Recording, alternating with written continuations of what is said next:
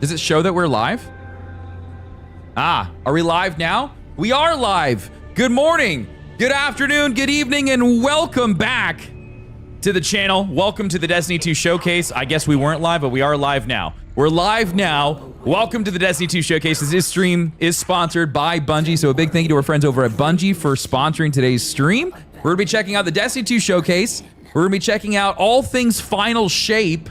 This is going to be the next big content update for Destiny. So if you guys could do me a huge favor, type in the chat, !Destiny. Nightbot's going to give you a link, and you can click that link, and it'll teach you everything about Destiny. Everything that you want to know and learn about Destiny is right there. All you have to do is click the link. It is free to play as well. So if you've never checked out Destiny before, it's a great time to get in on Destiny. So thank you guys so much for being here, and thank you for hanging out. 263 of you tuning on in. Come on in, chat. The water's nice. This is our first ever sponsored stream here on YouTube. So thank you guys very, very much for hanging out. Thank you for being here. It is cool to have some sponsored streams again.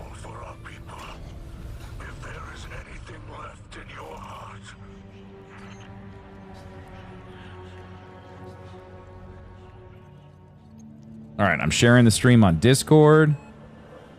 Boom. There it is. How did it go from going from one stream to the next? Did you guys get pushed over all right? Did it work for you?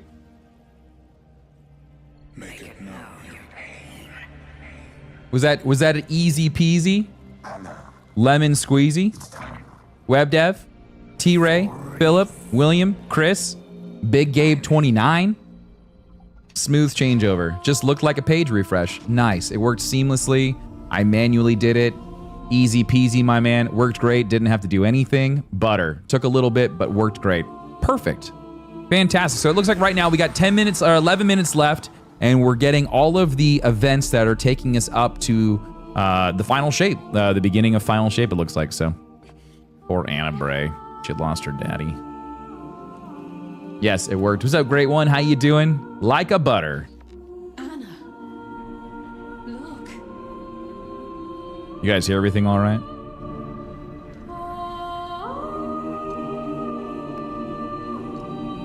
I should have been watching this the entire time. Oh, are you behind? REL? They started with the D1 cutscenes. Oh, dude, the D1 cutscenes are so good. Bye, traveler.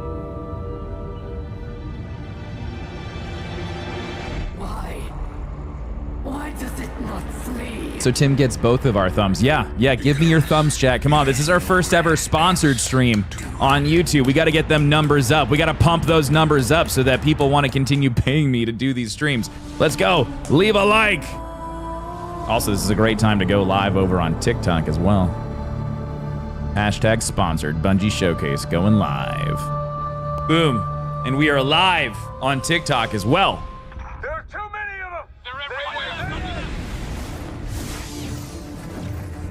Hi, Bungie, big fan. Keep the enemy away from the traveler at all cost. Thank you for the thumbs, guys. I appreciate you. Good morning, good afternoon, good evening. Welcome to the Destiny 2 Showcase. Less than 10 minutes to go.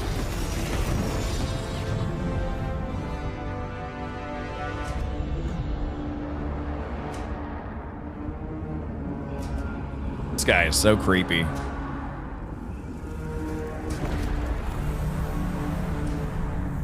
He's definitely not from this dimension.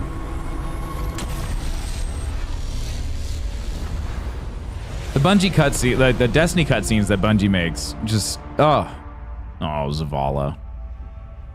It's so sad with like Lance Riddick not being alive anymore, just seeing Zavala. Like they've even recasted the voice actor, which is great. I'm glad they're gonna keep Zavala alive.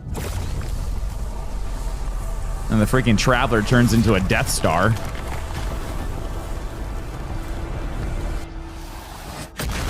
Boom. A hippie Death Star at that. No destruction, only life. Good morning, great one. How are you? Glad to see you're doing well on YouTube. I'm super stoked for this showcase. However, given Bungie's history, my mindset is cautiously optimistic. I mean, I think that's like with anything, man. With any developer, any publisher, you know, kind of like grounding yourself in with an expectation is understandable. But at the same time, there's a lot of people who are excited for the continuation of the story of Destiny. Like, I'm excited to see where this all goes. They've definitely been building up this story for a long time, so it'll be cool to see where we all kind of end up. Would you like to have a full screen? I figured since we were kind of just hanging out. But if you'd like to see this cutscene in its entirety, there you go, right there.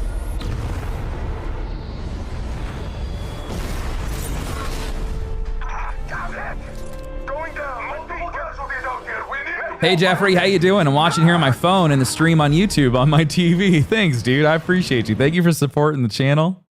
Thanks for hanging out. Thanks for being here.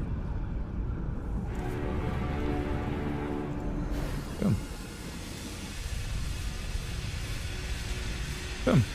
Freaking did it. Hey, Tim. Thanks for the rose, man. I appreciate that. What's up, Billy? Hey, Ross. We're going to be playing any Boulder Gate 3 today? I don't know. You know what must be done.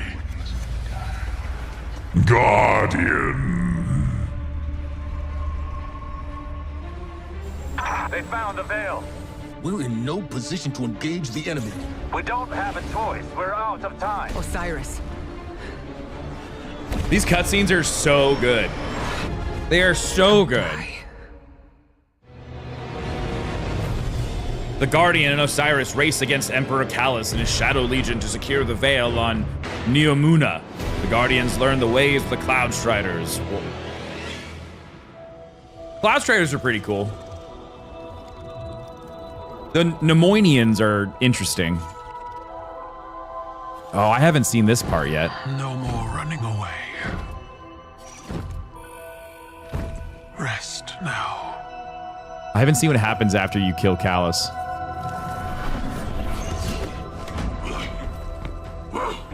This is right after the. This was right after the big boss fight for the story, right? What was their name? I don't remember their name. The big Nemoinian. Finally found you. Daddy? Sorry. What's wrong, Osiris? Hey sheep, what's up? How you doing? Get your ghost out of there! Finality takes shape. Oh, right. Okay. Creating the link. At long last.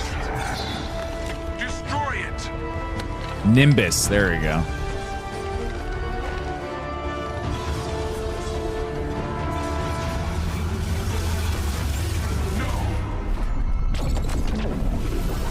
The Nimbus 2000. I don't think their name was Nimbus 2000. Chat, we are 5 minutes away from the Destiny 2 showcase. And the final shape. Very, very excited. I hope this makes me want to go back to Destiny 2. I really, really hope that this pulls me back in for a bit. Their cinematics are always exceptional. Oh shit, I was still here. I thought I disconnected. Oh, hi. Hello. Do you not want to talk? We can talk. Zavala. You do not want to talk? We can talk. Oh. Okay. Hey. Unless you don't want to talk. It's so awkward. No, I do. I haven't seen anything after the end of the story.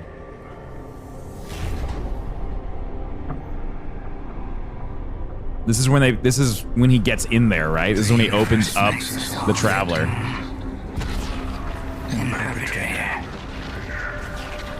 Nice. I love Destiny, but I can't justify. His head is very smoky. He's. I wonder what's in the smoke, though. Be free.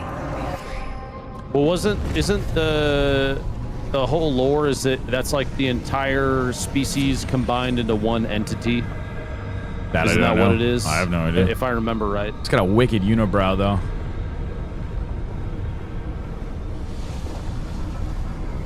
Yeah, it's an entire civilization in one person.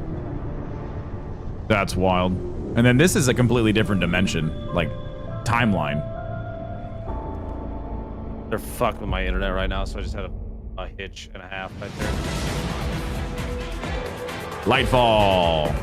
All right, Season of Defiance. I haven't seen any of this. I haven't seen Defiance, The Deep. After the witness unexpected triumph in Lightfall, the Vanguard searches for the means to pursue the witness into the portal. Yeah, I haven't seen any of the Season of the Deep stuff. The witness has moved beyond our reach.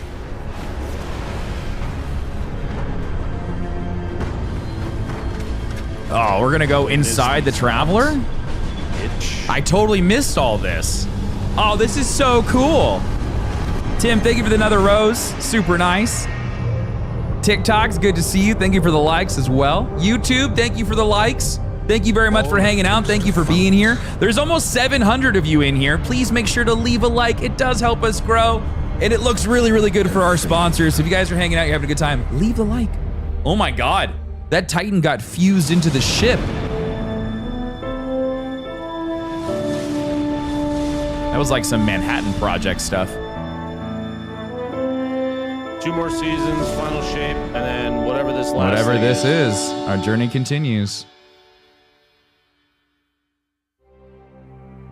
Thank you, Commander. Oh no.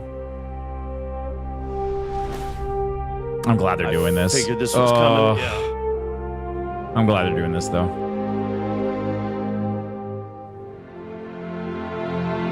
Oh, hearts in the chat, man. Let's get some hearts in the chat for Lance Riddick. What a guy. I've seen terrible things born out in the darkness. Every moment brings them closer. Oh my gosh, where are we? Oh, this is cool. Dad, are you ready? On your deals. You carry more than one. All ends and beginnings. Battle stations! Welcome to a world without light. Oh, it's Broman. I know him. You know that guy. Oh. Holy crap. About time we go to the moon. Was that a darkest ship behind Okora? So happy Eris is back. We are you. It's Ben again. Wait. I love seeing Broman in this. This is so cool. Between light and dark. That's so good. Hi, Saito. Let's cross it together. Holy crap. This got me feeling things. Hello, old friend. You gotta love how passionate the Destiny community is, man. Come on, dude. Alright, put the popcorn down, y'all. I'm afraid. What? Traveler just did a Death Star!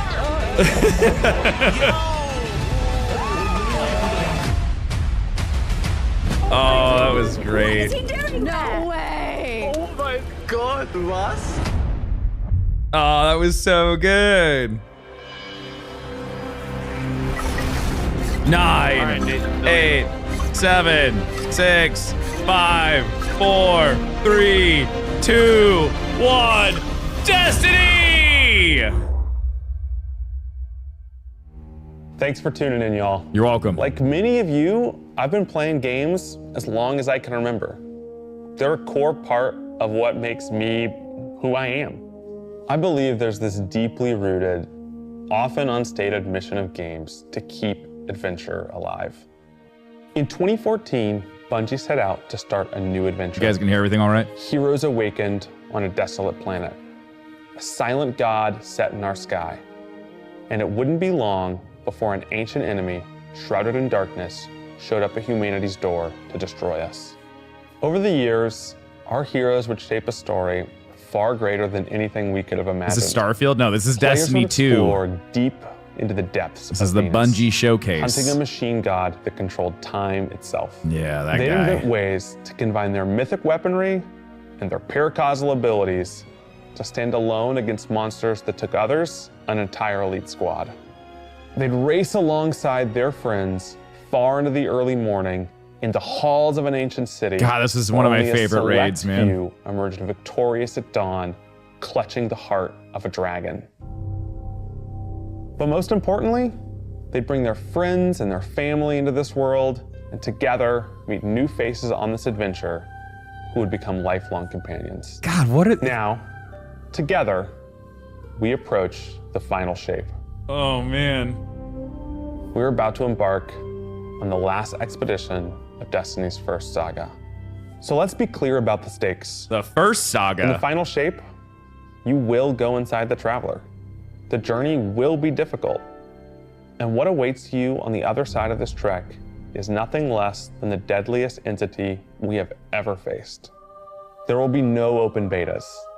There aren't going to be any guides on the internet telling you how to handle what's to come.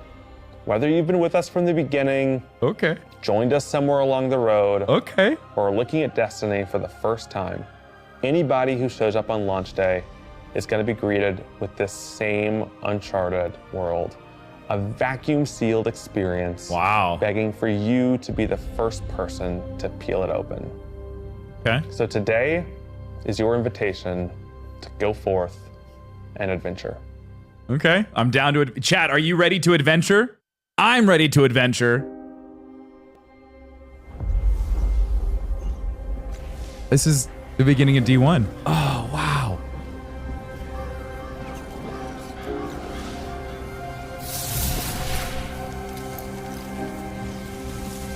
After all these years, we never talked about it. Talked about what? Why I brought you back. Oh, wow. Wow, this place looks wild. Why you were chosen. Oh.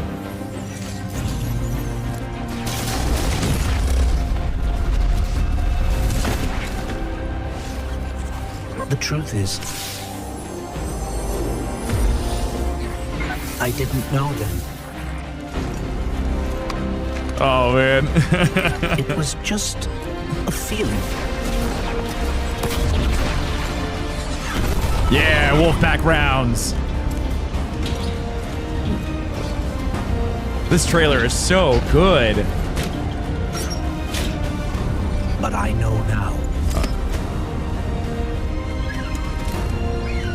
After all we've seen, all we've lost, this fight might be our last. So I'm asking you one last time to rise. Wow.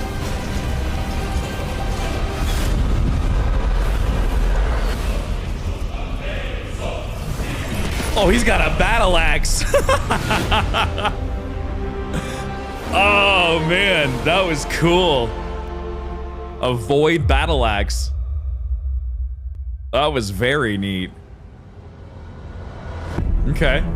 This is a momentous time in Destiny history. The heart of the Traveler. We've been building to this moment for the last 10 years. The final shape is the conclusion to that journey. This is a moment in gaming that as a developer, you just don't get very often. Guardians and allies are fighting the biggest threat that the universe has ever This seen looks wild, in this man. big culmination of the Light and Darkness saga. When we were thinking of what the final shape could be, it had to be a lot of different things. It needs to pay off this epic confrontation with the Witness that we've been setting up for years. It has to bring you closer to your allies in the Vanguard. It has to be this place that like makes you feel nostalgic for the entire journey you've been on. When we were resurrected by Ghost at the very beginning of this story, we didn't know why, but it was for this. The Traveler is asking us for help. And it's our responsibility to protect every living thing in the universe from what the Witness intends to do. I mean, like, have we talked to the Witness, though? I mean, like, is he really all that bad? When we first start the final shape, we are finally able to go through the portal that the Witness opened in the Traveler at the end of Lightfall. Inside is the pale heart of the Traveler. That is the stage for our showdown with the Witness. The Witness has the darkness. It has always had a connection to it.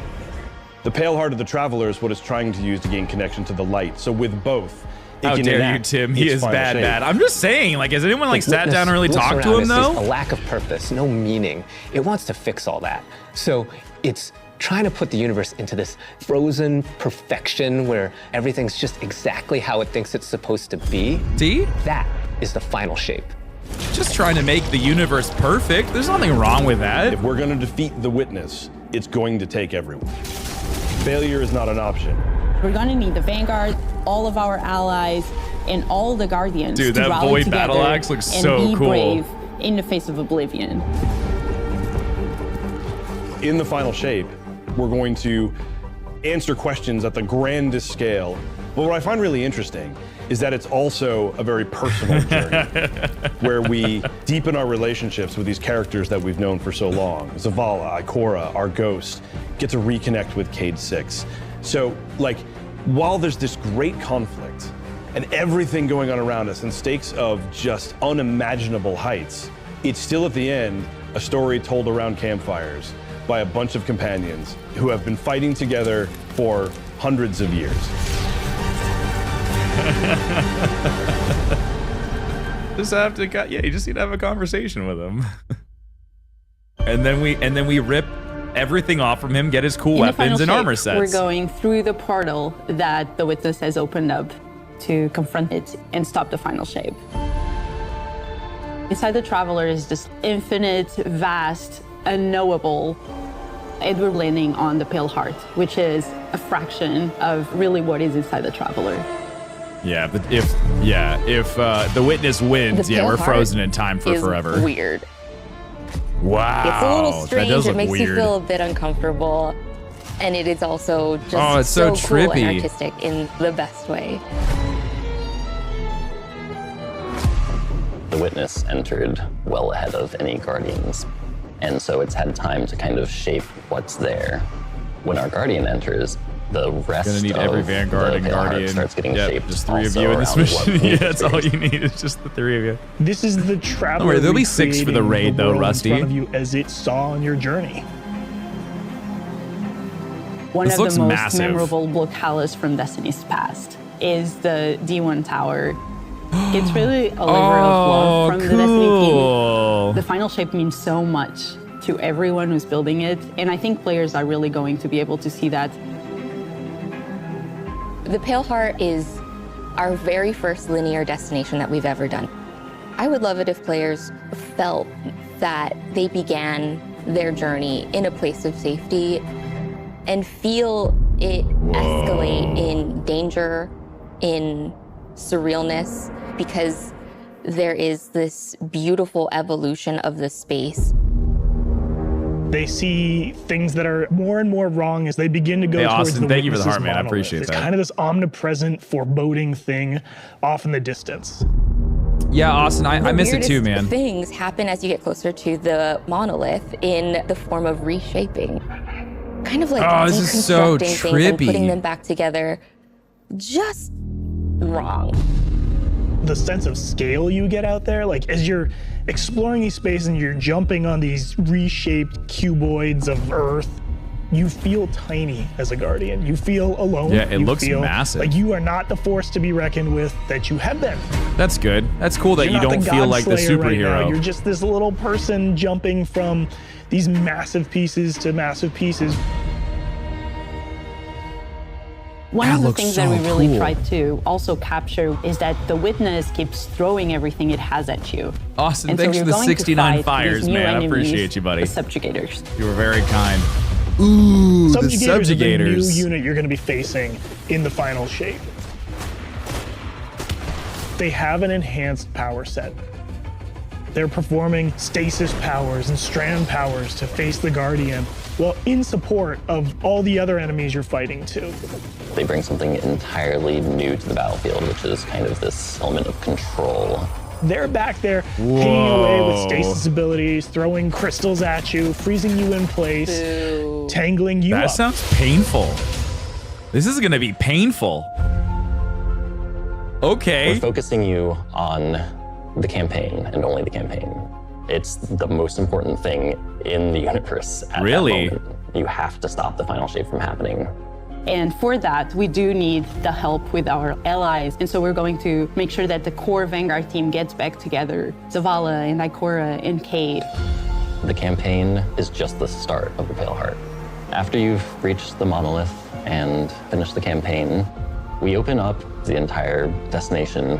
And so the entire Pale Heart is going to react to you and what you are doing. Oh, cool. The campaign in the final shape doesn't really end with the final mission. The raids are where you defeat like the big bosses. So it's only natural that when you are going to confront the witness, you're going to do that in the raid. But that might not be enough. This is a moment where we need to rally all Guardians to be able to overcome the final shape and the witness. Wait, how many people was that? Was that 8 people?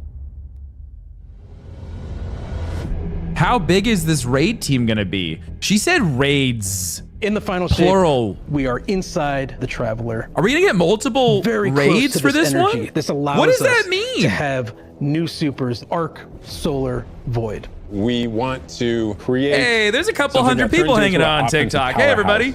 But also, welcome to the can Destiny 2 benefit your showcase. Allies in a support capacity. There is this thread of team play and like working with your friends to overcome the odds. Yeah, the Warlock dude. Super is this ultimate expression of solar energy coursing through your Guardian. The Solar Warlock Super is a callback to Radiance from D1. Other than Golden Gun, this is the only other first-person super in Destiny right now. Your melee's like all these projectiles going off, doubling the amount of projectiles. Your grenade almost being sentient as it searches around, and then it hits a character and bounces off and goes to another one. And you're so overflowing with this energy that you are also giving it to Solar your allies, Warlocks are allowing coming them to back, have their man. solar weapons supercharged, applying Scorch when they're shooting. The new Solar Warlock aspect, when I cast my Rift, it is going to create this little solar soul that when it sees an enemy, it launches part of itself out and hits the enemy and explodes and scorches them. It just feels very alive. Oh, yes. I am here for this, man. Twilight Arsenal. It's a layered super. This is the only ranged one-off. Was that level 40 PMC in old TikTok? No, that was from this the white. Titan jumps that up was into from the last air, week. Summons this giant void axe, throws it. Oh, he summons throws another the one, axe? throws it. Summons another one, looks at a different group of enemies, throws it. And when these axes fly through the air, they stick into the ground or an enemy, do their void gravity thing where they suck a bunch of energy and enemies in and then explode. But that doesn't destroy the axe. The axe sticks around and you and your allies can go and pick up that axe and start wailing on enemies with it. This super is insane to me. The Void Titan aspect, I press and hold my grenade button to consume my grenade and turn it into the shield. The more damage it takes, the more it charges up, and then I can release that, and it creates this blast that deals massive damage. Yes, that's so sick. The Hunter All right, Arc what's super. the Hunter Is got? all about finding the shortest distance between 2 points. The Hunter kind of rears back, takes this knife and throws it across the world, and then is able to blink to its position, do the slash that just decimates anyone nearby. One really great thing about that is not just you do it once, but you're able to do it 3 times, along with devastating attacks each time you do it. The Hunter has an aspect. That's cool. We take our staff, we twirl it in the air, which propels us upward. It creates this burst, which amplifies you and any allies near you. It almost makes it feel like you're playing a fighting game, right? Like these combos that you're chaining together to do these different moves. It like takes that sandbox to the next level. Wow. The more aspects we have, the more capable we are to do that. It They've feels gone like you're, like, balls to the riding a walls for this lightning, one, you know? man. Like that instantaneous, like. That was good, but I think it's more like. You know? I like it. I like it.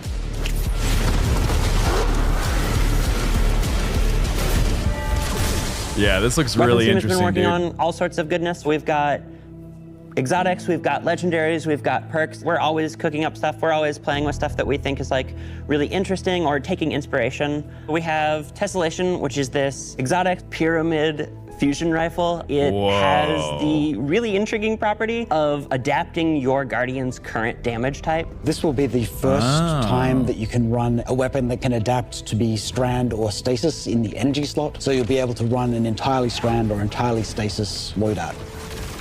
That's Tessellation cool. has the additional property that you can special reload to reshape your grenade and suck it into the weapon, and then fire out a super destructive single projectile.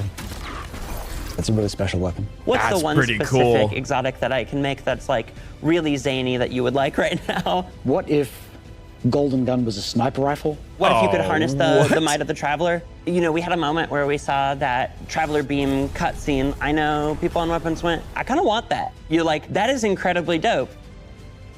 So we've got this opportunity to bring back these iconic Destiny 1 weapons, but really turn it into something that feels unique in Destiny 2. We have to bring Kvotov into the fold. The Red Death exotic pulse rifle. And Dragon's Breath.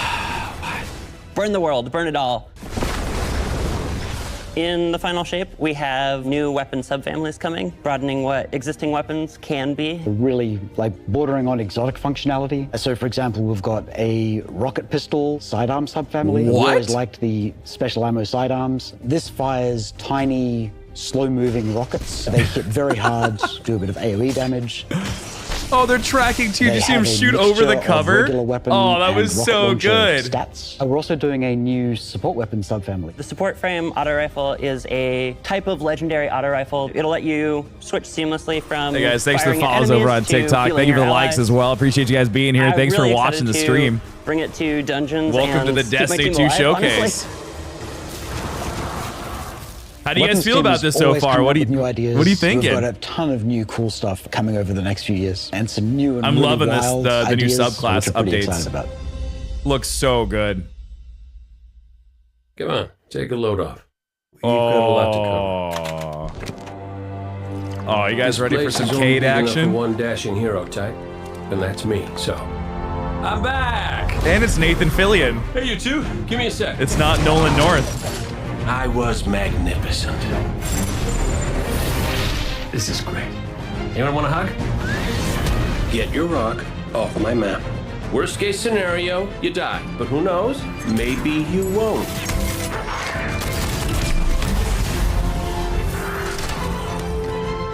God, I'm so ready for Cade, dude. Well, better get back to it.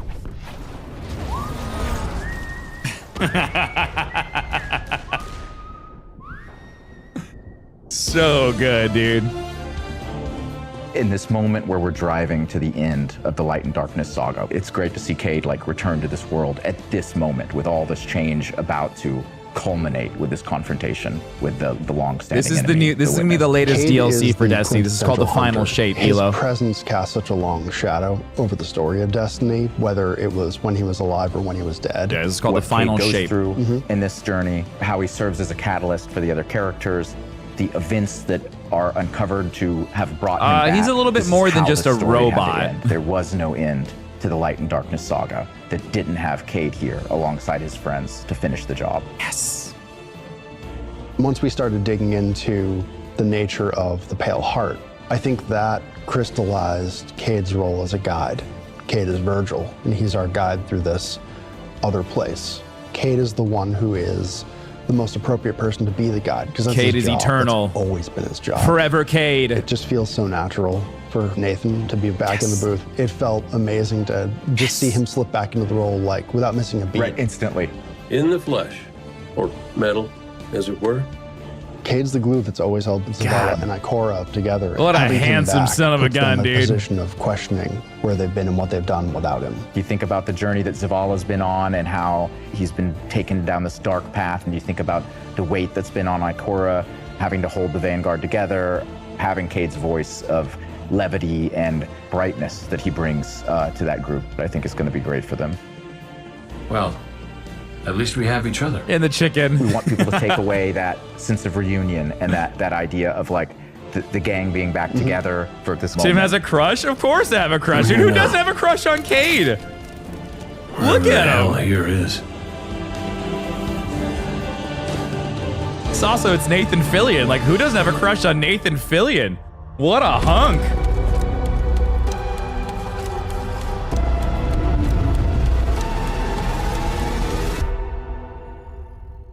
Unlocking the path.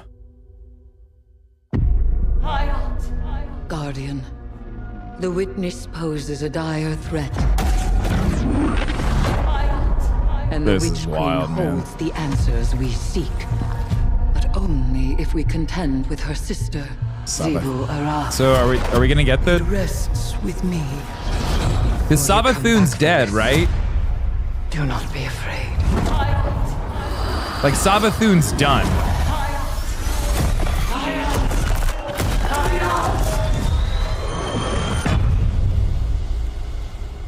Bring me your tithes. What the? When did that You happen? now wield hive magic and have entwined it with your light. Assault the Spire, Guardian, and open the way to our tithes.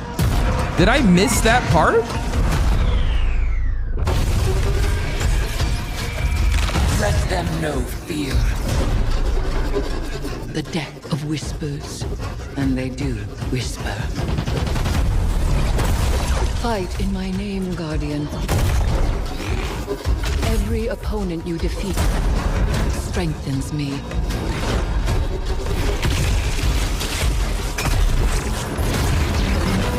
Wait, so is she now Zebu Araf? I'm so For your confused. brutal tributes.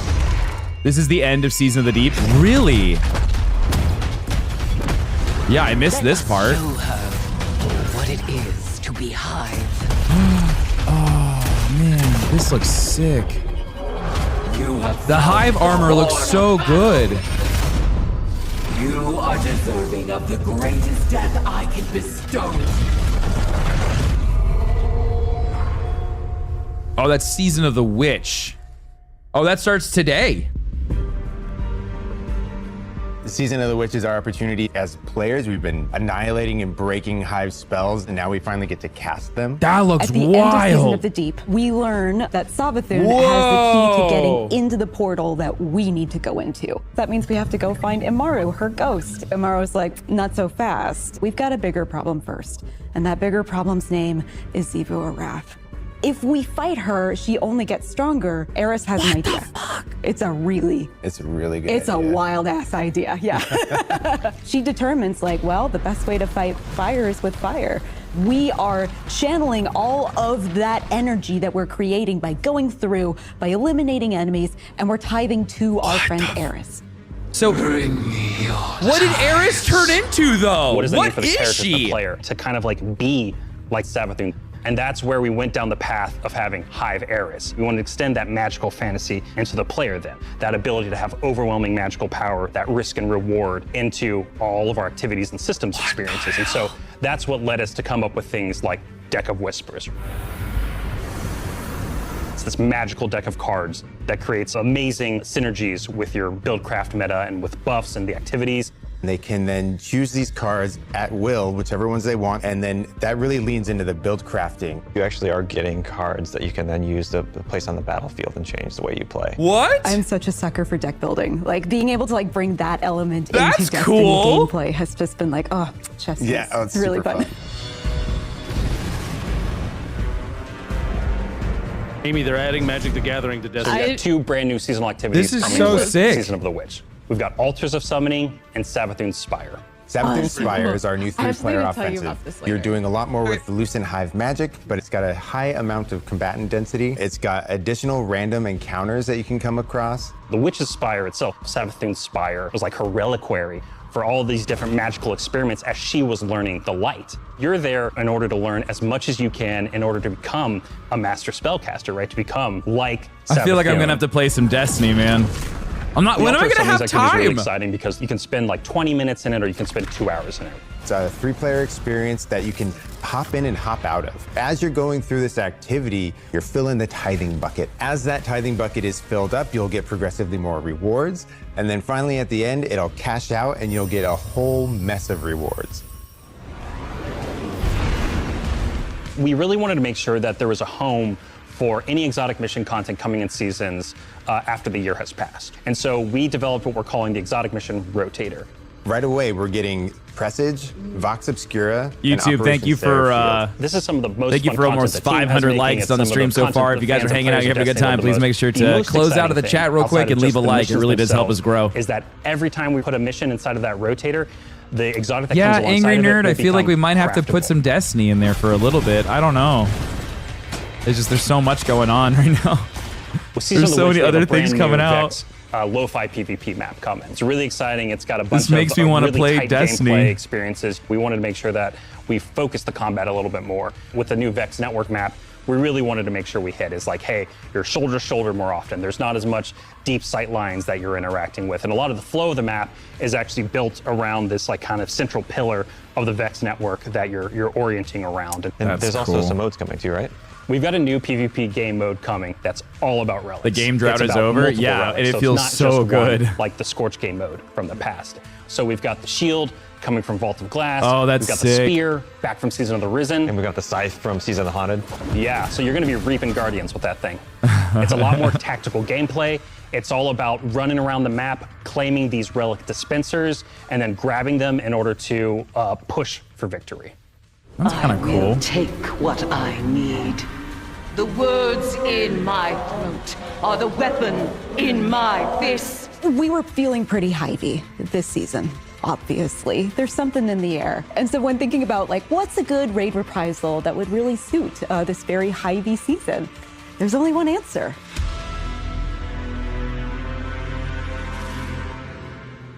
Go on.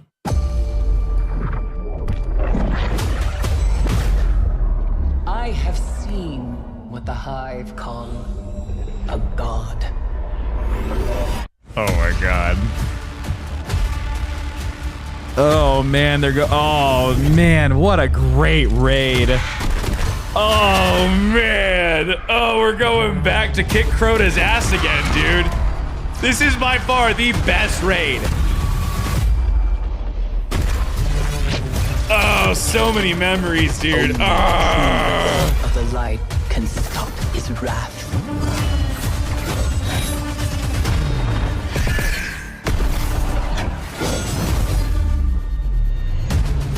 Wow. All right, who's got Gallahorn? Wolfpack rounds only.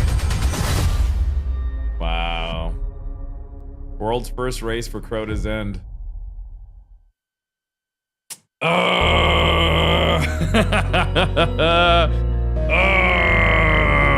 Heading into the final shape, we really want to rally all Guardians at the end of the Light and Darkness saga. We want to reduce those power barriers as well as catch people up on key story beats and make sure that they have a really great and easy time connecting with other players. In the final shape, we're trying to find ways to make power more simple and easy to understand and also lowering the barrier to entry. It's going to make it easier for players who have not been able to jump into game easily because they were held back by the challenges in grinding for the power levels that are required by these different activities. One of the major changes that's going to be happening starting with the final shape is there are going to be a certain number of activities that are going to be power fixed. So it doesn't matter kind of what power level you are going into it, you're always going to be able to approach it. There's still going to be tiers of difficulty that you can do, things that are just meant to be experienced a certain way. Things like Nightfall strikes that will still have power enabled. And 24-hour raid stream? No. The raids, the contest modes that everybody loves to engage with, that experience is fundamentally going to be staying the same. I'm excited for this because I think there will be a lot more clarity for players in terms of understanding the relative difficulty of things, where they sit now in the spectrum. One way that we're trying to do that is making it easier for new players to engage with you. So we're introducing something that we're calling Fire Team Power. You can actually bring your friends along to play any dungeons and raids in the game without having to wait them to be at a certain power level. The person with the highest power in your fire team is actually going to bring all the others close to their power level, which means that there's no barriers really for any other Guardian to join you in this high level. They're taking the summation of the fire team power level. Strangers, people you've never played with before, and have that same experience. That's all regardless of the power level of you and the rest of the people. That's kind of nice. Fire Team Finder is the new feature that's coming in Season 23, aimed at helping connect and find other people to complete the best and most aspirational content in Destiny. We have a tag system that allows players to be able to say, well, this is my play style. I'm really chill. I'm anti-sweat. I'm just really here to have a good time. Exactly. Tags really allow that's nice. That's cool. Show a little bit more personality, show a little that's bit really more about what good. they're about. I think what's really great about it is with Tim almost died last time during the 24-hour raid stream. Yeah, that was miserable, dude. As an example, it was like 27 hours. The inclusion tags hours. that we have are for colorblind players. Hopefully the inclusion tags will bring players closer to finding their community and even closer to the people that they're playing with. That's a really awesome way to get people live, together. Players will be put into a listing lobby where players can gather, they can communicate with each other. So we wanted to make it as convenient and as easy as possible for players to not just sit and stare at a screen for a long time. I like that a lot. It's really good. As a gamer who's typically more solo, I'm especially excited about this because it really is about helping reduce that anxiety and burden that comes with trying to make a new connection. That's a really good change.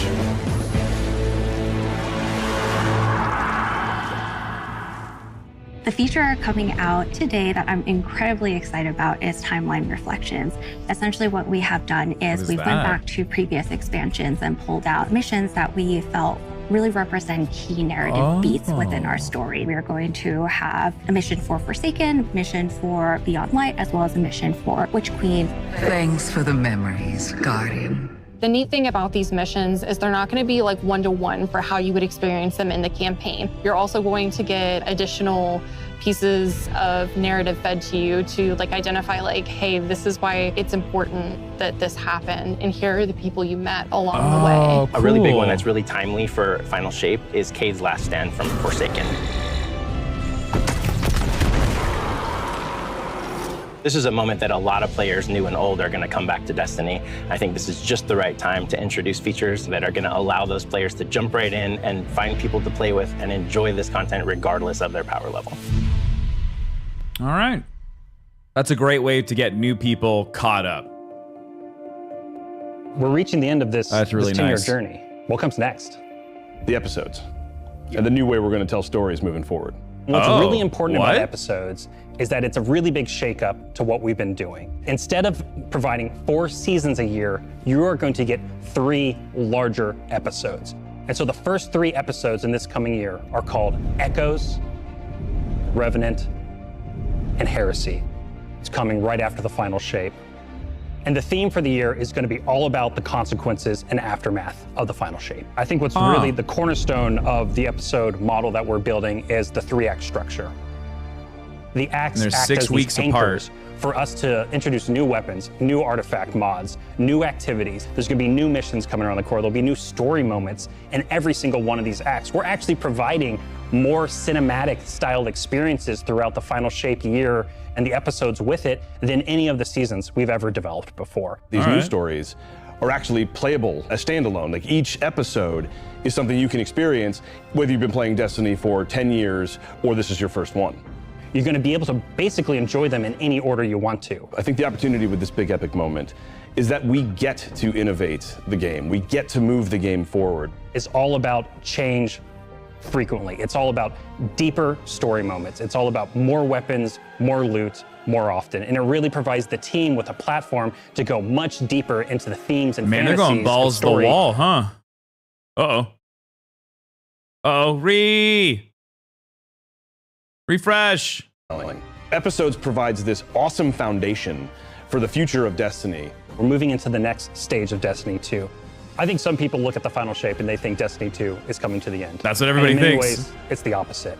We're Crazy. leaning in. We're putting the pedal to the metal. Episodes provide us a new, innovative way for players to engage with Destiny 2 throughout the year. What do you guys think? You excited for Destiny? What makes a Guardian a Guardian? Devotion, bravery, The thing for me, the biggest thing for me with Destiny is, we know that we were chosen. Is it going to feel like it's a chore, or is it constantly going to feel rewarding to put time into Destiny? And can I do it in smaller amounts of time, or do I really have to be super committed to the game at all times? So like, those are my big questions. Like, I'm excited for the new content, but am I going to be able to enjoy it and be able to sprinkle it in within my other content, or is it something where it's like, unless you're playing it all the time, are you not going to feel like you're getting all of it? So I'm really curious to see like how the content, What is it the Guardians like how it's given to us and how we're able to explore it. Inspires bravery. Bravery inspires sacrifice. I like playing Destiny. I don't like Destiny when it feels like it's a chore. That's the biggest thing for me. The line between light and dark is so very thin. Let's cross it together. Yeah, Kriegmeister, I agree with you. There were things 100%. out in the dark that only the dark can overcome. Trust me. You've heard the stories. Didn't have the time to get, you feel like you get left behind, right? And that's the one thing that always frustrated me, is I felt like I was getting left behind because I went and played something else. Our purpose is its end.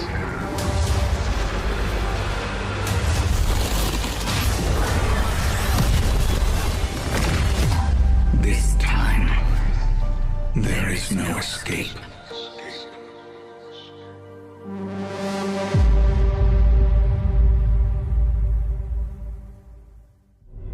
It's I think that's what they're trying to fix. Yeah, I think so too, Tlask. We get to make good on a promise that we made way back in 2014. Fine, Tim, I'll reinstall Destiny 2. This is a great time for you to type in the chat, ! Destiny on the YouTube chat. Sorry, TikTok, we don't have commands over there. But over on YouTube, if you guys could do me a huge favor, type in the chat, !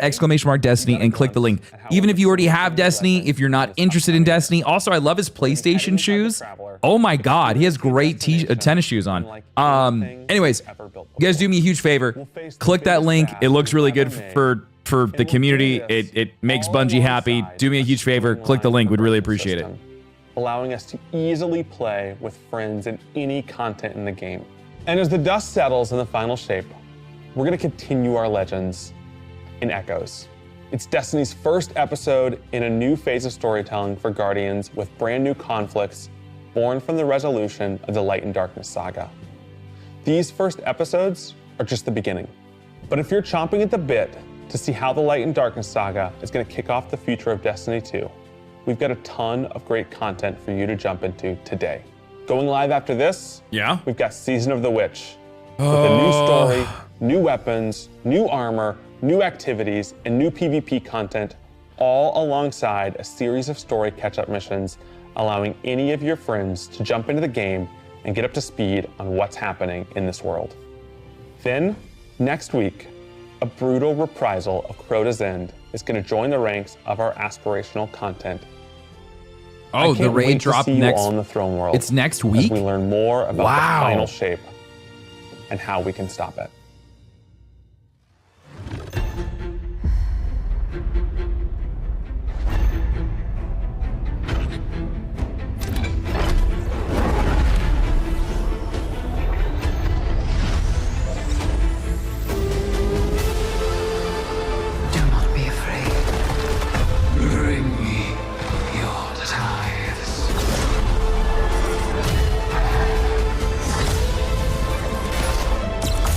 On Friday? Oh my God, dude. After all these years, all we've lost. Yeah, the Warlock subclass upgrade looks amazing. Might be our last. So I'm asking you to rise. One last time.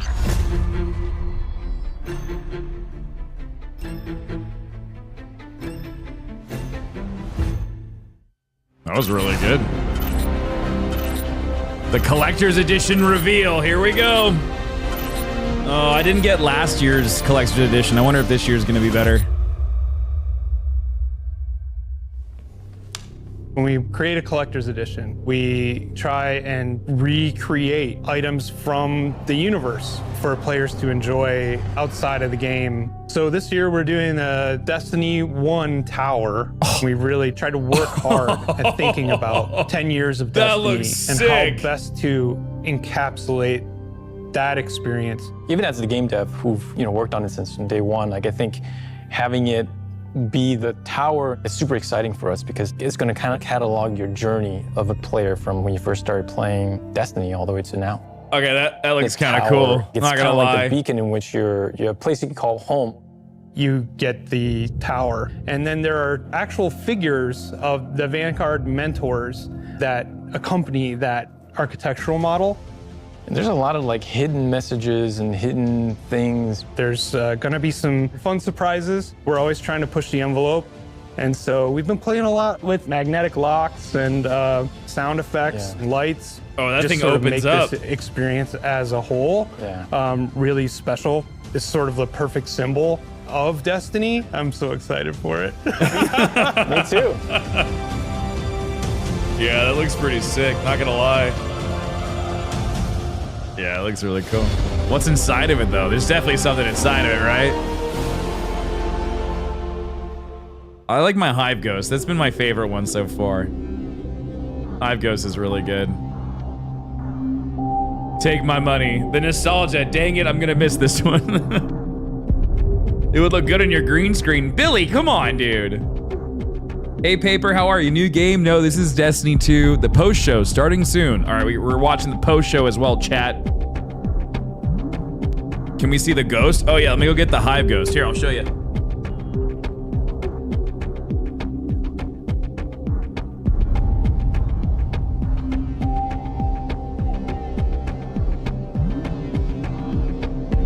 Yeah, this one's my favorite.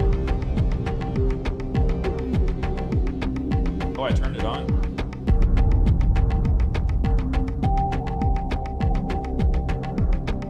All right, what'd you guys think?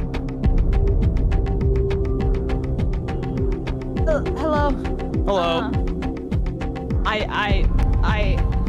I have so much to say, but also I just can't get over just their art and their graphics. I was literally saying the same thing. I think Bungie's greatest asset is still their environmental art team.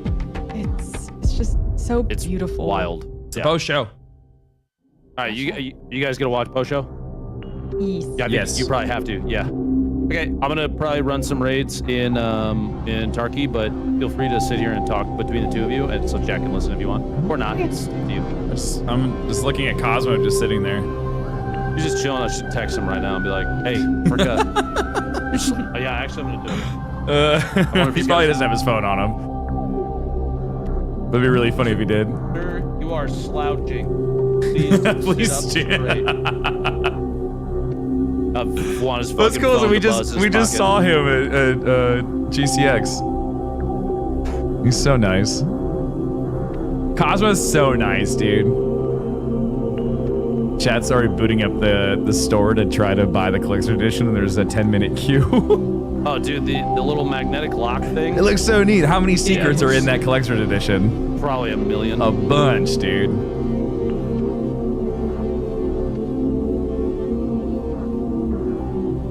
All right, chat, what do you guys think? Can you still get the Hive Ghost? Oh, I don't know, Midnight. I'm not sure if you can or I'm not. just waiting for them to talk. This is a cool shot. I don't. Anticipation. Oh, is the music loud? Sorry, guys. I was really digging it. I was just vibing out to the music. Yeah, apparently the queue is deep for the collector's edition purchase already. Wish I had gotten to meet more people at GCX. Expand meeting people. Yeah, April. You just need to be more social. Okay, just chop so chop. The card building. Hi, I'm April. Hi, I'm April. Hi, I'm April. Made a card game. Yeah, Yeah. how cool is that? It's just digital, right? It's Yes. Okay, the game. Oh. Okay. I have to say though, Amy, I was looking at the Warhammer 40k Magic the Gathering set, the Commander set. Yeah. Yeah. I bought a Chaos Demons one. Oh. I bought the Chaos Demons and my commander's Abaddon, the Destroyer. Oh. Or Despoiler, not Destroyer. Yeah, it's pretty cool, Tim. I'm not gonna lie. Yeah, it came down at it's like $175 for the 4-pack, and very tempted just to grab it. But I don't have anyone to play Magic the Gathering with. Hey. Yeah, but how would we do that? How would we have physical cards and play? Cameras, bro. Easy. That's a lot. You're literally a streamer. It's a lot of work. You're literally Ben. a streamer. It's a lot of work. We have to get a Discord call, and then we'd have to have like camera angles on a desk. There's also spell table, which Chat was telling me about, where it scans your cards and then it puts it on the screen for you to play against. What? Yeah. So your entire argument is invalid. It is invalid. Oh, darn You it. need to get your shit together, Tim. You need to figure your life out right now. Okay, well, you know what? Fine, I'll buy it. Yes. I'll buy it. Okay, yeah. Anytime you want to play. Magic the Gathering Mondays. No, because we haven't done Warhammer Wednesdays in a couple weeks, and people are Baldur's mad. has taken over. I know. That's why I And they can't should commit to understand that more. Baldur's is amazing. I can't commit to more. Mr. Big Streamer, man. Whatever, Okay, so Billy. Michael and I were literally talking. Hey, Louie, how are you? Good to see you. just yesterday, I Yu-Gi-Oh! was We're like, not what doing if Yu-Gi-Oh! Destiny did a collab with Magic the Gathering, and like, how sick would those cards be? That would be pretty sick. And you could do all the Can't commit or guardians and- won't. I'm just saying, my I gosh, can't what commit if, to like, another one, okay? your I ghost was, like, a soul could ring or commit to something? it. I know that I shouldn't. You're a Magic fucking Mondays nerd. and Warhammer Wednesdays. I'm just Good okay. At that lord, point, I that might is as the well just become a nerdiest shit I've ever heard you say. tabletop and then streamer. the command tower could actually just be the tower. Oh my god, dude. Hire me. Oh, the trumpet's playing. It was so good. Welcome to the post-show stream. My name is Taylor Liz. I am a Destiny 2 player and content creator. Oh, that's so I'm excited cool. to be here live at Bungie. That's so We're gonna have two awesome. They segments had for you it. today. Oh, A little that's so later in the show, cool. I'll be playing through the right? brand new Season of the Witch content with my good friend Pika Peach. Right now, let's sit down with Bungie developers to talk more about what we just saw and what's next. I like for that the they're using future of content Destiny 2. creators. Pika, over to you. Thank you so much, Taylor. My name is Pika, and I'm also a content creator and Destiny 2 fan. You can often find Taylor and I playing together in some sort of Hey, you challenging keep giving them game. ideas. They're going to start I'm implementing beyond those. honored to be sitting down with everyone here today, so let's do some more introductions. That's the last thing we want. Thank right? you, Pika. It's great to have you here. Hi, my name is Cosmo. I'm the lead community role here at Bungie, and my He's role so is supporting nice, our amazing dude. community team and all Cosmo the is such a work they great do, guy. helping prepare weekly check-ins and sending info out to our players. I'm going to be teaming up with Pika today, and we're going to be asking some of these guys some questions and go over some of the things that we didn't get to cover in the showcase. So yeah, Dan. Yeah, thanks. I'm Dan McAuliffe. I'm the general manager for Destiny 2. And that mostly means that I get to support all the amazing talent that makes this game. So thanks for sitting down with us today. Absolutely. Looking forward to it. I'm Joe. I'm the game director on Destiny 2. And actually, while Taylor and Liz were doing the intro, I was hiding behind a pillar for the last 10 seconds. So y'all can like roll back the VOD and see if I did a good job or not. Awesome. So Weird. let's get into some questions. Oh, he's got the PlayStation As a shoes player, on. what are you guys most hyped about Those are regarding sick. Final Shape and beyond? Anything specific you can call out? For me, I'm really excited about the story. I mean, this is going to be like the epic conclusion to the Light and Darkness saga. Like, players are finally going to get to go into the Traveler, confront the Witness. Like, the stakes have never been higher. I'm just really excited to get to watch everybody play it out as soon as they can. Can we make it live right now? Yes. No? Yeah, make it live. Cosmo, make it live. Oh, for me, I mean, it's a lot about the supers. Oh, he has right? cool Like, teeth. I just think Look, he's got Converse we on have this that are like spray ability painted with like with the white supers coming out to blobs. shift the That's so meta in sick. a really exciting way. And like, I just haven't played through them and gotten some hands on them. Sorry, like no spoilers, but like I think they're going to play in all parts of the game. So I think you're going to see these in the campaign, obviously, but you're going to see these in PvP. YouTube and they stream really chat feel was like hell. that sort of pinnacle achievement of our Guardians. Well, you don't have to journey worry all the about way. that So over just really here, excited Duck. to We're see all the final good. product.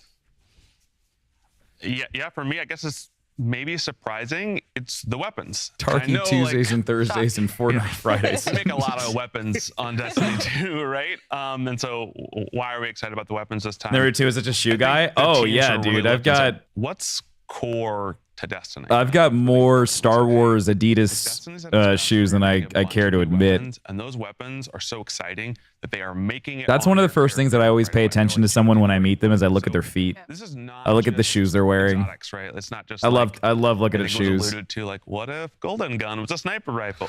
Pretty cool sniper rifle. I think it's also, we talked about these new, weapon subtypes. And Right. so what's a support auto rifle? We've made guns that heal before. We've made It's not that I'm a exotics do foot it. guy. But if It's we like do it in shoes are a really legendary, cool way for you to express yourself. so we can make this thing that And so like your shoes definitely like tell a story as much as like your clothes do. You know, it's just like look at her Nikes that she's wearing. Like she did a really good job of matching her shoes to the rest of her clothes. And so it's just like your shoes tell a story about you. On, you know, the Pale Heart. I think we showed a little bit of it. There's like these sweet, they look like a deck of cards if you go back and watch the footage. And Tim wants your feet pics. I don't want to see your feet, chat. I'd rather see your shoes. Send me pictures of your shoes. Of course. I'd love to nerd out about your shoes. Absolutely. Yeah, well, me too. So speaking of the Pale Heart, the reveal, it was said in the reveal that the Pale Heart destination is the first linear destination ever done. So can you talk us through why it was decided to make it more linear destination? All right, linear. And like, what it means. Yeah. So the math lesson now. Yeah, I'm not sure how many folks have been in algebra recently, but if you're like me and need a little refresher, linear. Please. Line, right? Walk like me that's through what it. we're saying here. So flat. A classic Destiny destination, we think of it as a loop, right? There are these big public areas. They're all connected in a circle, and then from those areas, there's little offshoots. There are You little guys are alleyways that you can ridiculous. go to. And that just didn't make sense for going inside the Traveler. One, because the Traveler is huge. When we talk about the Pale Heart, we're saying, you know, like, hey, what if you were an alien, you landed on Earth, and the only part of Earth you saw was like a parking lot in Montana. Oh. And you were like, oh, this place is huge, right? Like, it's sort of like, okay, so we're going to show you a really small slice of what is inside the Traveler. And then we said, it needs to feel like you're going somewhere important. It's a vast, unknowable place. Okay, well, on one end, we've got the portal. Right. And on the other end, we've got the Witness that's built this giant monolith. And so every single area that we've built is built in a consecutive 275 for the collector's edition. One to the other. So you travel through these things and you can look back at once you once were. And if you need to go to the next part, you're not How much is going the to these base? offshoots, the How much dead is the end. base You are game going to going be? to where you need to be going. Is it It's really 60? focused on, hey, you've got a job to do here. So it's like tracking your journey. Yeah, it definitely is. Okay, cool. Well, that sounds insane. So, super different. That's what we go for. During the showcase, it was also mentioned that completing the campaign would unlock the full destination, and that it almost like reacts. 175 without the game code. Kind of what you're hinting at, or can you explain that a little bit more? Yeah, so I think two things we want people really to come away with thinking when they think about. One, this is a bit different in the way that you experience the Pale Heart right away. So normally you might land on the throne world and you do a mission and then you're out with your Sparrow exploring the throne world, doing the missions if you want to. Day one of the final shape, you got a job to do, right? Okay. That's cool. It is. They just throw you right into it. Mission, right? And you just go through and you say, hey, we've got to stay focused on this thing. When you get to the end of that day one experience, everyone can sort of like collectively take a breath, collect themselves, and then you just this realization like, oh, we're like inside the Traveler, right? Like we should probably go see what that's about. And so the whole destination unlocks for you. And there's a lot of things that Guys, I don't want to see your stinky ass sandals. There are other destinations. I think we're gonna save some of those juicy You guys are tidbits for ridiculous. What's different about this destination and how it sort of compares to what we've done in the past. But yeah, it's a pretty different experience than even what you might expect in somewhere like the Dreaming City. And for real, like we do want to save some of these juicy tidbits, not just because it's fun. No, but tell because, us like, everything. I mean, the Traveler's just been this inscrutable godlike hit the like sphere button. that people have wanted Don't to forget know to more leave a about for like. so long. And like, this is their opportunity to experience some of that mystery. And I'm excited to see how that plays out. Well, it's alive, right? So what can you really expect? Yeah, I think we talked about this. We showed a little bit. The section that you're in, it's shaped off Their of green screen's who's almost as there, good as yours. right? And so who's It's a been real there? place. The Witness, right? The Witness messing stuff up. Yeah, chilling right there. We're trying to knock on the door. We don't know how to get inside. And we're gonna make it eventually. And I don't so want to see your feet either. It's got this both really unique aspect to it, and a bunch of the geo looks like stuff that you've never seen before. A bunch of these places feel like, this heaven on one side, hell maybe in the middle, crazy Destiny surrealness at the end. And then there are these accents of like, oh, I'm at like a crazy heavenly beach. And then you see this giant ghost carved into a mountain, or you see the D1 tower erecting out of this. And so, you know, we're really excited to sort of give people this like distilled Destiny experience that still feels really new when you're in there. It's amazing. So Dan, we've got feedback from players who wanted to learn more about the origins of the Witness and Chat, you guys are ridiculous. during the Lightfall campaign, rather than wait until like later on in the seasons. So players have big narrative expectations for the final shape. How are we taking this feedback and making this the epic conclusion that this first saga deserves? Oh yeah, no, I mean this is the sort of fun of the challenge for this, right? Because the Light and Darkness saga has been such a focal through line for really most of Destiny's existence, right? Like it is this epic story. Joe was just talking about, you know, some of that sort of culmination of experience inside the Pale Heart. And so this is a spot where we have to really land that culmination in a satisfying way, right? Like there's a confrontation that's been happening. There's a story that's been being told. This part of the Destiny world, we have to end really well, and the players deserve that, and the story deserves that. And so there's some things we're doing to account for that.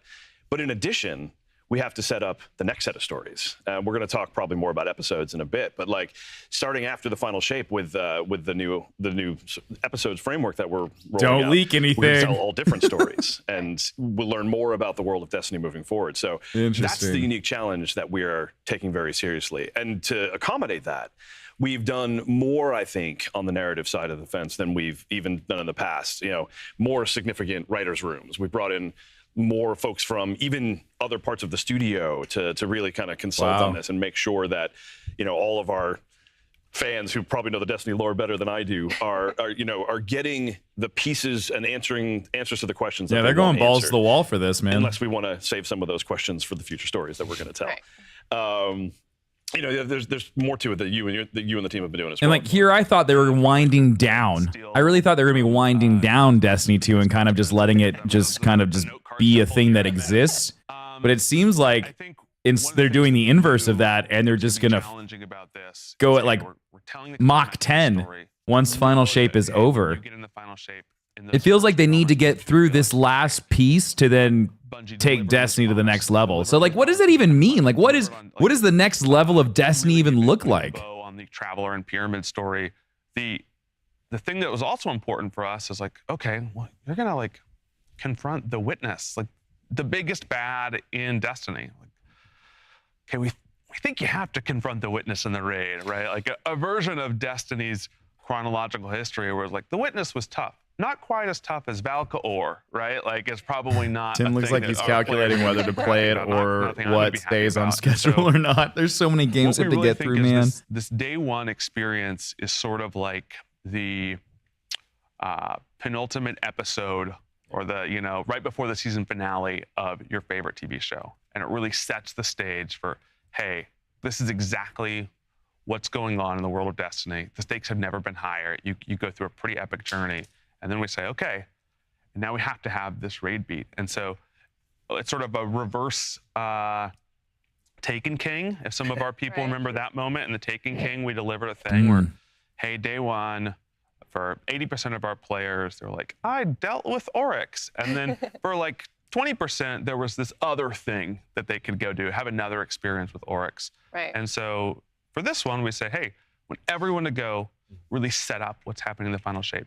And then for everyone, right, and we're not going to get into that, right, you should all wait for the raid, right? Like, and we're going to like help make sure everyone is brought along for the end of this journey. I think it takes a lot of our learnings from there's going to be a really big classic moment where like everyone's like going to be a Crota part of and this Oryx, thing. and sort of infuses them with what we've been doing with things like Savathûn and Callus, and like taking all that lessons and saying, okay, we think we can do this the right way.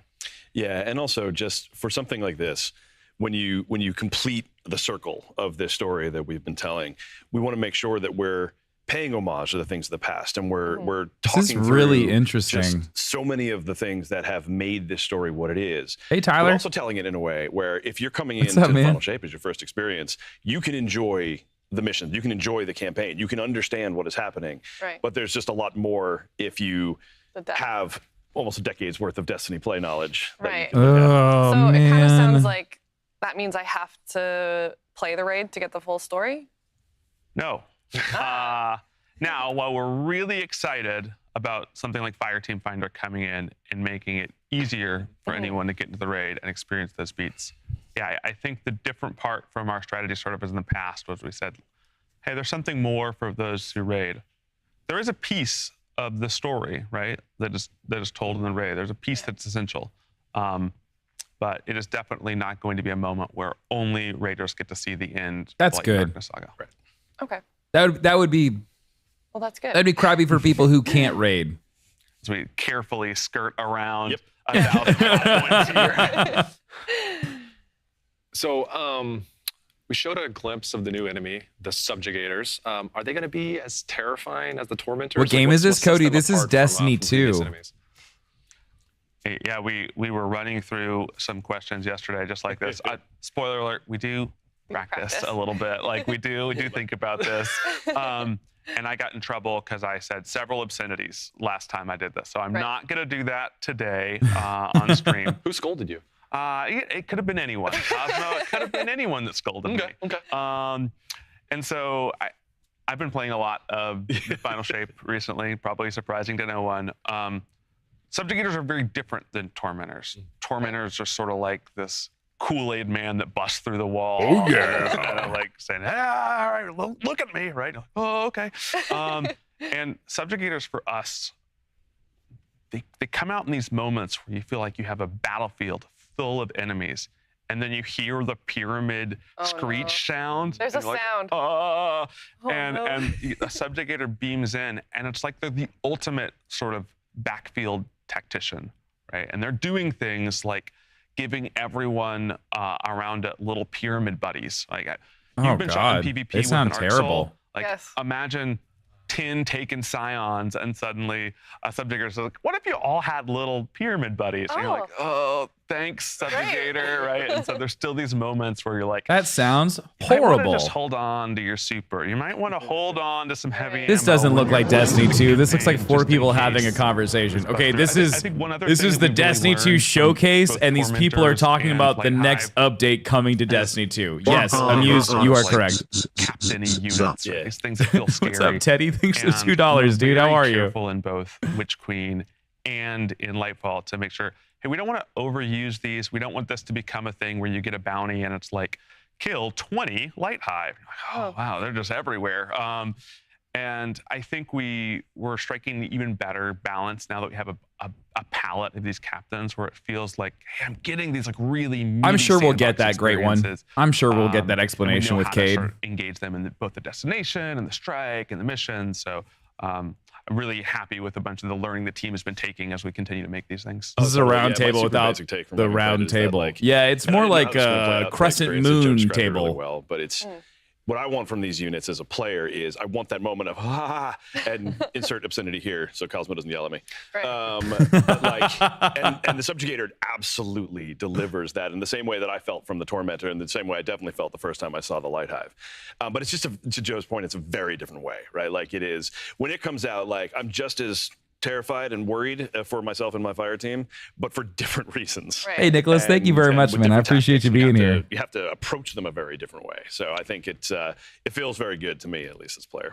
Why am I already nervous? So because whatever nervous. he just described, what you were picturing, is probably lighter than what's actually going to happen. Oh, like great. Pyramid Buddies are Arc Souls, and Yeah. to say. I'm picturing some, okay. Yeah. I'm a little nervous. Okay, so Dan, this is for you. Your favorite, or everyone's, not yours, everyone's favorite hunter, Cade 6, is seemingly back from the dead. Oh, here we go. Here we We're getting go. a little bit of the story Here we on go. that. I mean, I'll happily take this one because I love talking about Cade 6. I mean, here's the reality. We've been talking about this all coming full circle. And Yes. Joe was talking about the campaign as mission. You have a mission. There's a thing that has to happen. And like both as players and developers, it was just hard to picture finishing this fight without Cade 6, right? And so we brought Cade 6 back, and you're going to get less details than you want, but Cade 6 is back for this fight. Not And Cade it was 7. super important to us as you go Cade through 6. to have Cade 6, Zavala, Ikora, on comms talking through. And I think the most critical part of that is it's Cade 6 with Nathan Fillion. And, I don't know about everybody else, but like Joe and I were talking about this yesterday, and I think Joe said it really well, which is like when you're playing through the builds as you're going through, and the moment Nathan's line started actually coming through recorded, man, it just hits different. Wifey brought me food. It just changes the dynamic for me as far as like what I feel about what's going through, the sort of complexities of the story. Right. But the part that's important, I think, to know is that like this is Cade. Like Cade is back. Cade is with you on this journey. He is your guide through the Pale Heart. Yeah. And there's other stuff that we're not going to talk about just yet because I want players to experience it. But leak us all the secrets. It's exciting. No, we'll probably say this a few times. We were like, what's the final shape? How are we going to do this? What's really important? We really wanted to make sure that this experience felt like the most distilled version of Destiny. Yeah. Like it's Destiny dialed up to 11. It is. I think a lot of people did, Patster.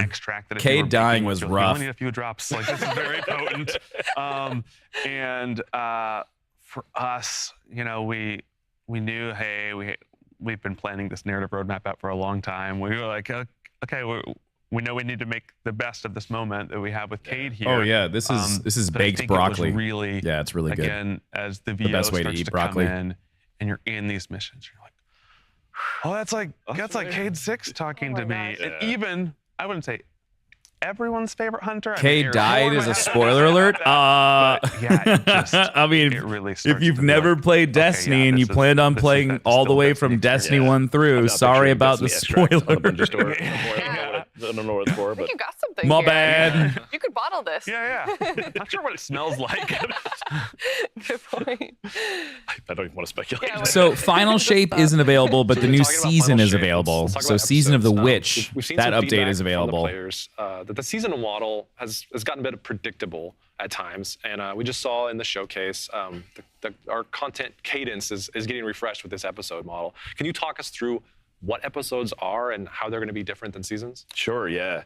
So, I mean, let's start with sort of what episodes are at their core, right? I think the easiest way to think about episodes is the natural evolution of the seasonal model. Okay. Because the seasonal model's done a lot of great things for Destiny. Mm-hmm. I think we've run seasons for the better part of 3 years at this point, and it has allowed us to deliver, you know, really quality experiences at a 3-month, you know, very fast cadence, really move the story forward. I think we've told some great stories. Yeah, when did Forsaken come out? That was like 3 years ago, wasn't it? 4 years ago? It was a hot minute. If we're being honest with ourselves, and I'm going to be honest with ourselves, Ooh. we really biased towards consistency to do that, right? Like we wanted to deliver it quality. We wanted to deliver it on time, all the time to the player. Mm-hmm. But that made the experience somewhat repetitive. Like almost sort of by design. Guys, this is for us. Listen.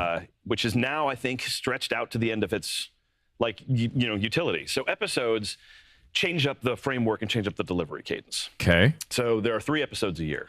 The first one will start alongside the final shape, and parts of it will start a little bit after. We can touch on that in a sec. But these 3 episodes are split into 3 acts each. Forsaken was 5-ish years? Oh my This means 2 God. things, really. One, that now what you're really looking at is 9 beats a year that are 6 weeks apart. And each of these beats gives us an opportunity to materially change the state of the game, materially move the meta forward, introduce new story, introduce new weapons, new perks, new activities. And it doesn't have to be so formulaic. So it allows us to do what I think Destiny does really well, which is get a little weird at times. It allows us to throw. We're gonna get freaky, some really chat. bad baseball metaphors I'm not going to use, but like throw some curveballs into. You just said you weren't going to use the baseball no, I didn't use the bad one. Okay. It's a good one. I can get really deep with this metaphor, and it's going to be interesting to about 4 people, so we're not going to do that.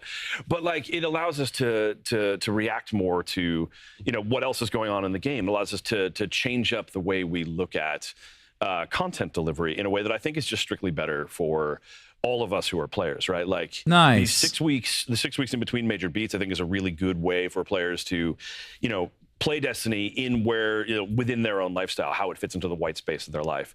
I think it allows us to introduce different things, to try some different things. Like I said, make it weird and really start to experiment in a couple of places because of it, not everything has to be there all at once, right at the top. Right. So I think what episodes allows us to do is to not only continue telling stories in a new and pretty interesting way, but it also allows us to just really amp up the variety the types of things that we can bring and when we can bring them into the game, which I think is just going to be a great experience. Can you still play Forsaken? I don't think you can. I think I think it got removed, but they are going to be adding in certain Forsaken stories into the game. Interesting is things what that they we're were doing with talking about episodes is probably earlier. how they start. Okay. So for us, again, we've talked a lot. It's like pretty important that when the final shape is happening, everyone in the universe is saying, you know what's important? This whole thing that's going on in the Traveler right now. We've got to stay really focused. So we wanted the episodes to be a reaction to what happens when the final shape resolves, right? Okay. And so this means both. We don't want to tell a competing story at the same time. True. And we want, hey, once the first episode kicks off, for it to be in the context of what happens in the final shape. So the majority of the narrative content, the activity content, really when the episode begins, happens that reset after the raid. However, right away, we know there are some systems that just need to be online. So the reward track, you're going to be able to get Red Death, log into the game, claim it from the past. I've been using it a lot in playtests. It's a solar Hey, Tobias, weapon. what's up, I'll say man? that. So like a little bit like, yeah. Someone from the weapons team is like, I just said it was a solar weapon. I think we're excited for that. And there's even a few stuff that you're going to be able to get weapon-wise from the episodes themselves. We have another sub-archetype that's going to be out there. Oh. We haven't talked about what sub-archetype that is, but Interesting. we might see it in You could talk about it. Thing that people are going to be like, oh, I might bring this to the I range can world hook you first guys race. up. So I don't want we're to do any excited for personal both plugs having because it's some my of this first comment on your channel. available right That's all away, good, man. keeping Thank you the for meat stopping of that by. narrative, keeping what's You can important always for ping me on the Discord, or you story can and the send me an world of email. Destiny to say, no. We're going to say everyone's on the same page when this kicks off. If you are in episode 1, you're hearing those lines of dialogue, you're getting those story beats. Everyone is saying, okay, we all just saw what happened, right? Like we were all there for that. And like, yeah, we were. And nuts and bolts wise, so episodes, we're still going to run season passes alongside episodes. And so before, where it was a season pass specific to a season, now it's actually going to reset at every act. So you'll have 100 ranks for the first act of each episode, and then 50 additional will be added for each subsequent act. So 200 ranks throughout the course of an entire episode. Wow. And that length actually allows us to add some more stuff to it, right?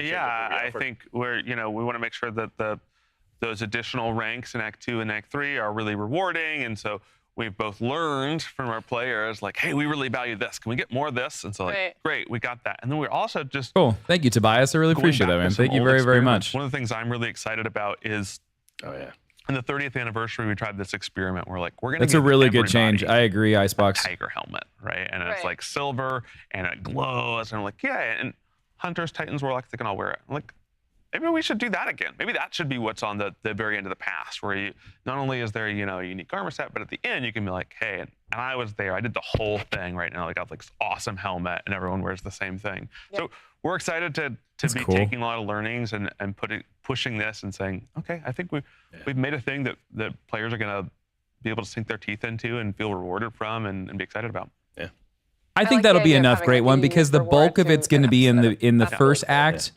And then you've got the smaller ones throughout it. I think that'll be justifiable. What about the? I think pricing wise, there's going to be a lot of content. Are players going to have a different experience there, or are they going to are they going to get the same kind of like day one, or?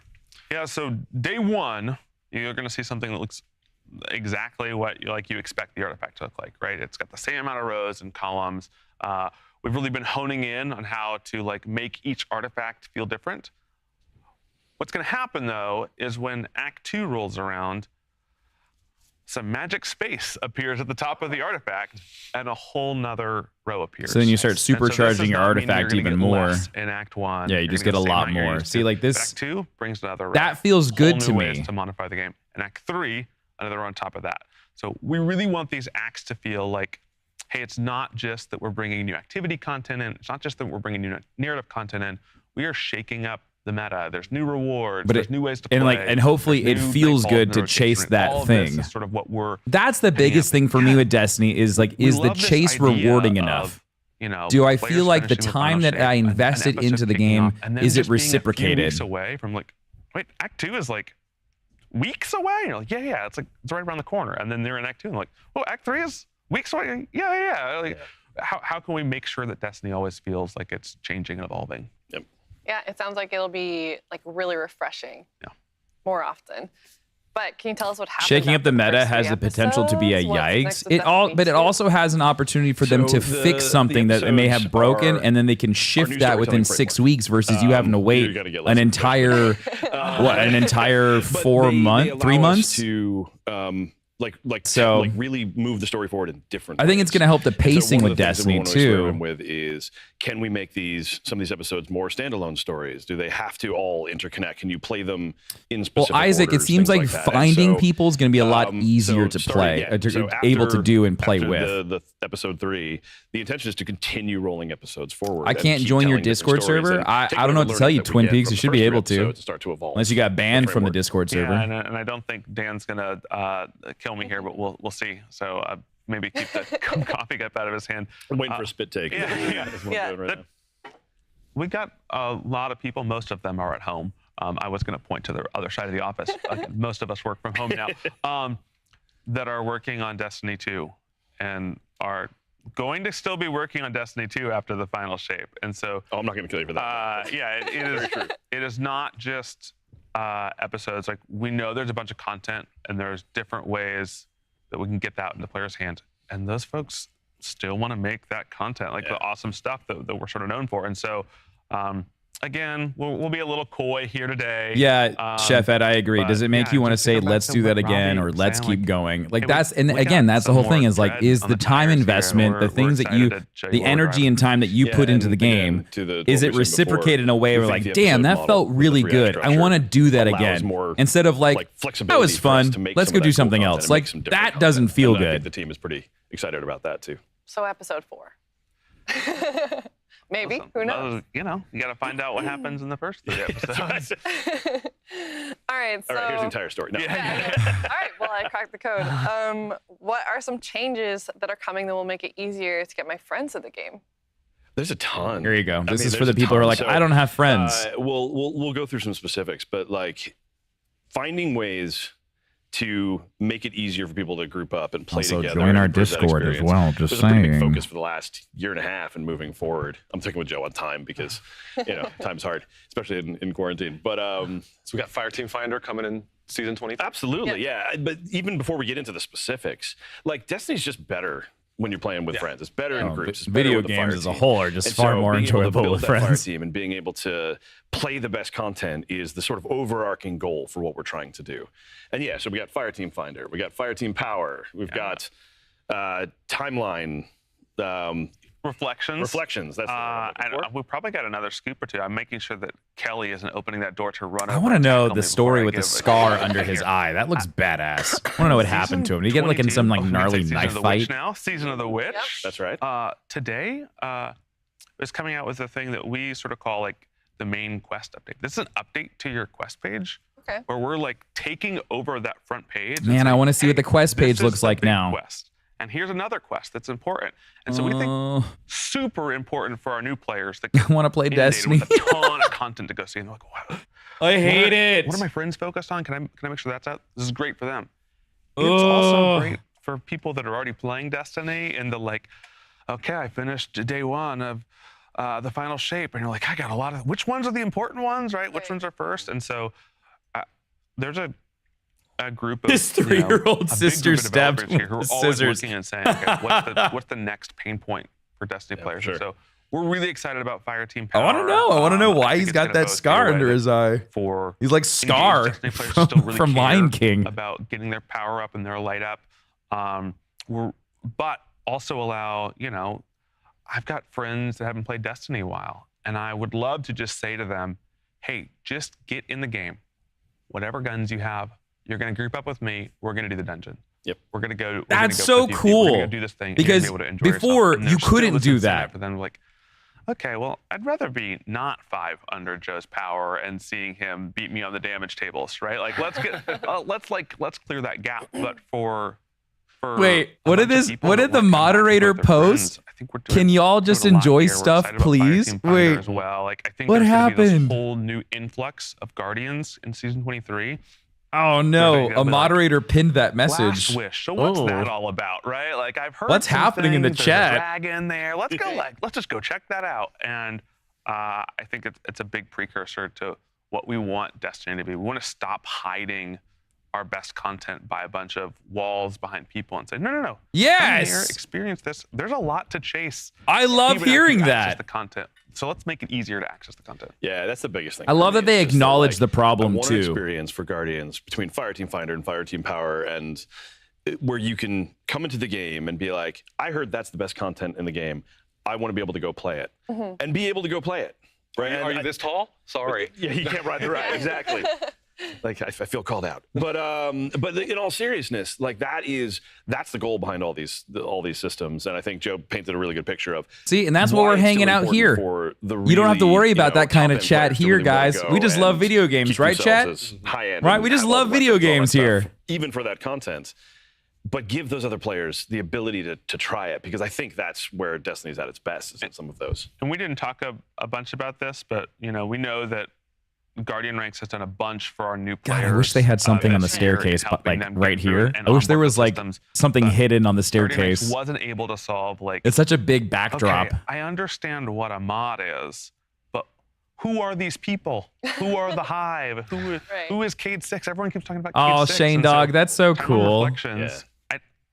We're not going to put Bife out of business anytime soon, but getting that experience in game to be able to go look. Oh, I love I want to Bife. go to the timeline. He's such a cool dude. I can watch a thing. What a great friend. Oh, and then I can play a thing, right? Like it's one thing to hear about Cade. It's another thing to play with Cade. Right. And I think that for a bunch of our new players, it's going to be an exciting way to experience some content. And I think even some of our older players are just going to be like, you know what I want to go do today? A little nostalgia. I want to go hang out with Cade 6 in a prison. That's right.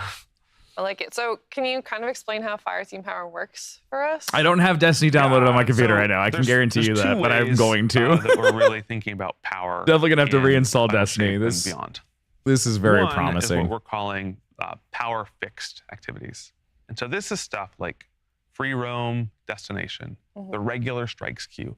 The base power. I really have to go pee. I'll be right back. I promise. I'll be right back. We want to build more Seraph Shields. We want to build more Presages. And so for a bunch of this, we're going to say, even if you don't have a friend, right, go into this, bring whatever you want.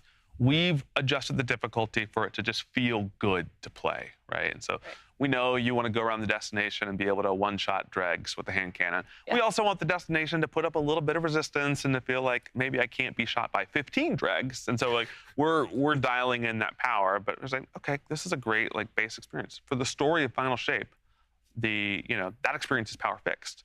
So you're going to get power upgrades, but you don't have to equip them, right? Right. Then post that, we say, hey, we've got a bunch of power-enabled activities too. There's the aspirational stuff, the raid, the dungeon, trials, right? For this, say, okay, I care about power.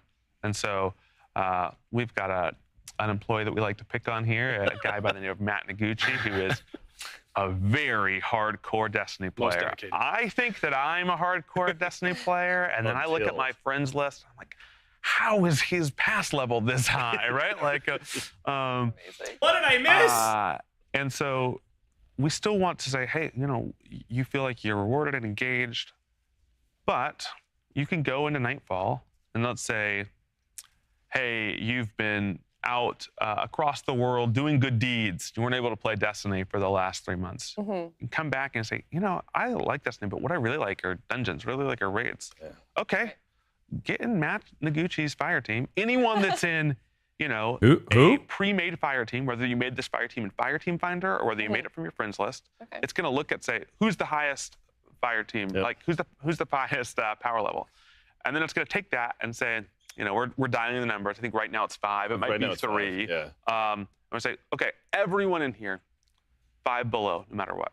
Now, if you're that is so awesome. Dem legs, though. Thanks for looking, Ricky. What armor you have? We're gonna say, hey, we're gonna take this all up. And today was leg day. Don't worry about, hey, I don't have the new stuff that I need. Instead, we're like, hey, go play the raid and then go get the new really good raid weapons, right? Like that's the thing I want you to be caring about. Not that you can't step in the content at all, right? focus on the They're optimization, finally making not on the Destiny requirements. super So I can accessible to load in everybody. The green loadout. You want to? I mean, listen. I put on some armor that can't take resistance mods, Right. and that's a bold choice. But doable. Yeah, but doable. Yeah, yeah. We will not. So I'm sure we'll see some wacky raid clears that are like, oh, I did it all in the Broken Parade set, and they're like, you certainly did. What That sucks for you. Yeah. What about with trials? It's like the one kind of like PvP Mhm. the thing that Oh, so, that's interesting. How's that going to We work? know there's some important reasons to keep power on in trials. And Oh, really good. Try to keep that a fair playing field. Yeah. And so right now it's power enabled, and we're going to have a switch where we're going to say, hey, we're going to test out Fire Team power in this. Oh. Because one, we want to make sure that we keep that experience in a good spot. Two, like it is an experience where I've got this friend Shane, and he is a master with Golden Gun. But he plays Destiny off and on. I would love to be able to say, Shane, we're playing Trials this weekend. That's And I me. know you haven't played in a while. Please just put I the love client back playing on, Trials, get but I don't want to have to inside, play and him just Destiny be able to all the go, time. I'll have better weapons, I'll have better armor. But he's still going to pop Golden Gun and get us 2 kills every time. And so I think we do want to still have that, experience for even at the high end of PvP. We just want to make sure we do it right. Yes! And so it is something that we are walking in carefully and saying, okay, we're going to yes! try this. We're going to test That's it. If it so doesn't work, we're gonna find a good. solution. Yeah, and specifically, we're gonna like we want us to have room to experiment, and so I think Joe's right. Where we'll start off with it power enabled sometime during the episode. Hey, We'll flip that Devin. switch, and we'll communicate that out. We'll make sure It's been everyone's going aware that pretty it's well coming. over here, man. And we'll see how it goes. And if it goes really well, we'll figure out what to do with that next. And if it doesn't, we'll figure out if there's something else we need to try differently. But yeah. So I'm excited to see if it gets more variety of players into trials and more people who didn't feel like they could do it before give it a go. Yes. That sounds great. That's So awesome. on that note, the in-game LFG has been an ask for a long time. Can we talk about the Fireteam Finder experience a little bit more? Yeah. Yeah. So this is probably, I'm a big LFG user. Like when someone's like, Joe, we want That's to raid really this time, smart, this man. day. I'm That's like, really, I don't know really what I'm doing that good. time that day. My desired raid experience is that I log in and I say, I have, an hour, I have 2 hours, and I'm like, I want to raid right now. So I'll go to my friends list, and if I don't have friends on to play with, I will go to one of the community-run LFGs. And there are so many great services out there that do this. Right. But for a bunch of players, they don't understand that exists. They don't have access to this. Yeah. It can be a pretty big hurdle to just be like, hey, I'm just looking to do the, legend version of this activity.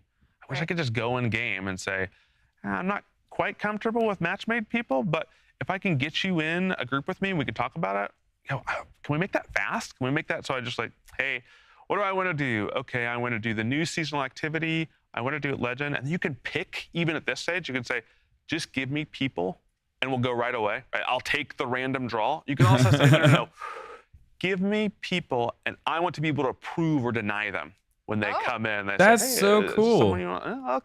Okay, yeah. We talked in chat. I don't think you're the right person. We're going to wait until we get the people that we want. I wonder if you're going to get like a player rating too. About striking this balance of both being customizable for folks that are like, Tim, it's your fault. I'm I'd like to do re-downloading teaching Destiny 2. I'm a guide player. I want to teach people how to do. I feel like I'm going to have to sprinkle in Also, some Destiny sometimes content, dude. players When am I are going to like, have time to do that? 45 minutes to do Ghost to the Deep. I do not want to teach right now, right? And so I can go in there and I can say, hey, I'm looking for people at this Guardian rank. I'm looking for people that are experienced and want to go fast. And we know that we need to build a looking for group tool that can do both of those things. And so it's a big step. These systems are very challenging, and I think we're going to learn a lot about when it's coming out. That's why we're like, this is coming out in season 23, and we are going to get people looking at this, playing this, and we're going to figure out, what happens when the community gets it in their hands, and really make sure that we're in a good shape for when people are using this tool. Oh, to that's do true. Great one. content. Yeah. And I think to Joe's point from the beginning, I try to think that the it really people are good, and then democratizes you're some of right. that, Then you like, point out critical the experience, right? reality Like, that people can new suck. players don't know to go out of the game and look for these really legitimately good community services. But I think a lot of players stay contained to what's inside of the client, and we want to make sure that those players can have the same grouping experience as the core fans who've learned how to do it in those community activities. So. Just to nerd out about this a little bit more. That's what there's like 2 ways to enter into the Fireteam Finder flow. There might actually be a few I love this more. random guy But walking one, away there's over like, here. I'm gonna go select Fireteam. Where is he Finder going? I from want to my know. roster. And then you're gonna go into there and you're gonna see the, okay, do I want to do raids? You're gonna pick through this whole flow. There's another way. If you like go click on a raid or a thing which you could have with other people. You know, in the roster where you see where all the emblems go. Yeah. It'll have your emblem, right? Oh, I'm in my fire team. And then the next one will just be like, hey, do you want to use Fireteam Finder for this? Whoa, and you just shaky click on camera. that button and it'll be like, here you go, right? Like, here. And so we think this is just going to expose a bunch of people to content and get them in. Like, I'm excited to get more, you know, Guardian rank 7s into Guardian rank 8s and expose some of our great content to more people. And making friends. Yeah. Yeah, but B-Dot, I think those players aren't going to be in the. They're not going to be in the LFG stuff. Give it time to chat. I think if there's high power players that are in LFG, it's because they want to play with people who are looking for other people to play with. Like you're welcome to still do it that way if you've built communities that you're comfortable with. Yep, this is going to be another. The high power players should be rewarded for carrying lower players. I mean, like I think the reward is just getting to play with other people. Is it time? You know, I think the guided games beta, you know, might eventually be coming to an end, and so I think we want to make sure we do this in the right way. I know there's some emblems and things that are connected to that, but we really see Fireteam Finder as just the fully fledged. Yeah, Fireteam Finder seems really cool. Yeah, this is definitely the future for finding groups, and we think it's going to solve a bunch of problems. Like, hey, can I make sure that I'm finding people? Yeah, Darian, I agree with you for sure. And a bunch of things that really because if the high level player cared that much about not wanting to play with lower players, like, lower power players, they wouldn't be in the LFG. They would be with their crew. Go get those rewards while they last. Yeah. Yeah, exactly. So Joe, this is for you. You mentioned in your video on Twitter last week, in the reveal, we wouldn't be talking about a Strange Coin and Xur revamp or the rework of the HUD. Here we are in the post-show. Surprise. Wow. Can you say anything about those things? I feel like I have a lot more makeup on than I had in my office last week. Okay. That's also true, Kick. I don't want to spoil agree. too much here. I think starting with Strange Coins, okay. We want to do 2 things here. One, we want to make Xur a really exciting experience, right? They still need to talk about the 9. Like they introduced the entire 9 story arc at the beginning of D2, and then they completely just let it fall by the wayside. So, are we going to get anything about the 9? I gotta go to Xur. Like, we've lost it with our, you know, people that play Destiny every week, and so I think one, it's putting Xur back into this. Like, you're going to be excited about what Xur is telling this week. 2, yeah, because that was big in the first Destiny. People like built an entire career out of just doing Xur review videos. In Destiny, strikes, PvP. Weekly. I'm getting these coins, and now he's kind of like, what I'm going to spend them on. And so this is also about, you know, making some of our ritual content rewarding. It's optional. Pick what you want to do. Play Gambit, play Strikes, play Crucible. But you're going to do that, and you're going to get something, and you're like, hey, how's my Strange Coin purse looking, right? Like, and then when's Xur coming? Because certainly a lot of Guardians were caught by surprise early in Destiny's life cycle of, is that really worth my Strange Coins? And they lived to regret that moment. Gallahorn. So, you know, maybe a Gallahorn. little bit of that coming back wouldn't be a bad sucks, thing. dude. It took me so long to get Gallahorn. Oh, HUD? Was that the other one? I think, and I will never forget sort of that. Zoom out and talk about That was a HUD. huge deal for me. For our players that go really into build crafting and go into some really tricky activities, there's gonna be this moment where you look on the left-hand side of your screen, like, oh, there's a lot of text there, and it's important and it's hard to parse. And this is the thing that we're like, hey, we've just got to make this more clear. And so really this update is about moving some of that stuff around the HUD to better locations to make it more clear, hey, what's coming from my Guardian, what's coming from the environment or from enemies, and making sure that the important stuff stays on screen. Right. Hey, Andrew. Like Unstable Light. Like, yeah, yes. Galley was the first one you got. Yeah, Travis. Mine was the auto rifle. Right? Like, how much Suros. time do I have left before I die? Right? And you're like, okay, let's sort of start getting that information in the right places. Seems important. Yeah. So there's been some fans wondering, like, as we expand out, start working on new projects, become a true multi-IP studio. Marathon. There's worry that those teams may take away resources that were meant for Destiny. This is interesting. What are we doing as a studio to take on this challenge? It's a good question. No, I appreciate this question. So, like, there's a couple things we need to understand, right? Like, Joe and I have been talking for a while now about just how much stuff is coming after the final shape, and all the work going to episodes, and potentially more beats later next year. And like, we still have a great, talented team working on all of those things. When we start up new projects, we're deliberate about who moves over and who stays behind, things like that, and really from there start hiring more people to try and work these things out. I mean, Bungie itself has increased in size as we've expanded and started working on more projects. That is because we are bringing in folks to make sure that we can expand out while still maintaining the work that we already have. And so, like, if you just look at what's coming down the pipe with all the work, all the stuff coming from episodes.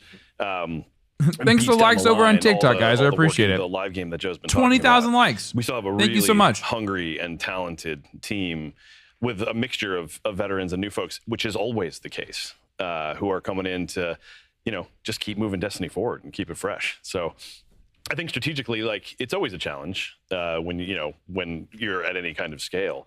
But I'm very impressed, and have been for the years I've been here, with the way that we bring in talent and the type of talent that comes and wants to work on Destiny. And I think there's even some areas where we've seen that fresh talent has brought some of the new exciting stuff you've been talking about. Yeah, I mean, here's some personal stuff. I didn't start on Destiny until right after The Dark Below shipped. Oh, wow. I had not made a first-person shooter before. I had came from like the MMO sphere of game design. There are people that are working on Destiny to this day that taught me how to place a monster and it feel good for a first-person shooter. And like, there's a Jason Jones video that you watch when you start, right? There's like, hey, a senior activity designer pulls you into a room. We still have so much of this really legacy talent on the Destiny 2 team. That's cool. But I think the thing that always surprises me is time flies. You'll be like, oh, this is this person that's new to the studio. And they're actually like, I've been here for 3 years and I'm like a god in the tools now. And you're like, oh, whoa, you are, right? And then suddenly they're the person that's pulling someone to a room and be like, let me teach you how to make a first-person shooter. It's really awesome to see that talent grow at Bungie. And I think what's really important is we still, in the studio, on the team, have all these people that carry this legacy knowledge, and we are spreading it and propagating it. Sometimes not just to Bungie, sometimes to the rest of the games industry. And that's a really great culture to be a part of. It is. And like, I mean, just recently I was in a playtest where, this is no joke, like it's, we had a smattering of folks who were in their first week. Like, part of their first week was to be in this Final Shape playtest. Oh, that's cool. And also in the same room were 2 20-plus year Bungie veterans who have been on Destiny from the jump, right? And so it's just, I know that like it's probably hard to wrap your head around if you're not on the inside, and I don't want to start like naming names. Same, Bryce. And whatnot, I agree. I think a lot of people agree with that. I think the 343 in Halo versus Bungie and Halo, that, it's veteran savvy and Halo is never the new, same. Fresh ideas, new hunger for different parts of the game. BJS just got here. How far back do we need to go to get the really juice? Cool all the way. To Joe's point. You just got to roll it back, man. Just watch the VOD from the beginning. I love that. Well, this next question is completely unrelated, but I love it. But it's important. So the new supers. Oh, okay. Okay. Great transition. There are some new supers shown off that look spectacular. I noticed that the Warlock super looks like it took a lot of inspiration from Radiance. Well, he does say that in the video, but it looks really similar. How's it going to be different? Yeah, let's be like super candid. A bunch of warlocks are probably watching this right now, and they're saying, Joe, aren't people just going to ask me to run well? Like, you keep giving me new supers, right? Aren't people going to ask me to run well? And so I think, one, we know that's a... It's all good, BJ. No worries. Solving it in a bunch of ways. Like, maybe there's a support auto rifle solution to this problem. Maybe there's some different ways that we balance things that are going to be making this. But we know that for warlocks, hey, the bar to clear here is, can I equip this in high-end content? And so a bunch has even happened since we've been recording. Here are the two things I think are really surprising about the Warlock Super. Okay, I'm gonna add a third. Okay. One, let's rip the Band-Aid off right away. We did not want to bring forward self-res, right? Yes. Like, yeah, it's good. And an effort where we're like, hey, we want to get the competitive aspect of Destiny to an awesome place. Like, one thing I think was not going to help us do that is self-res. It's going to be a really frustrating thing to fight against. But it was still a really cool mechanic for raiding, though.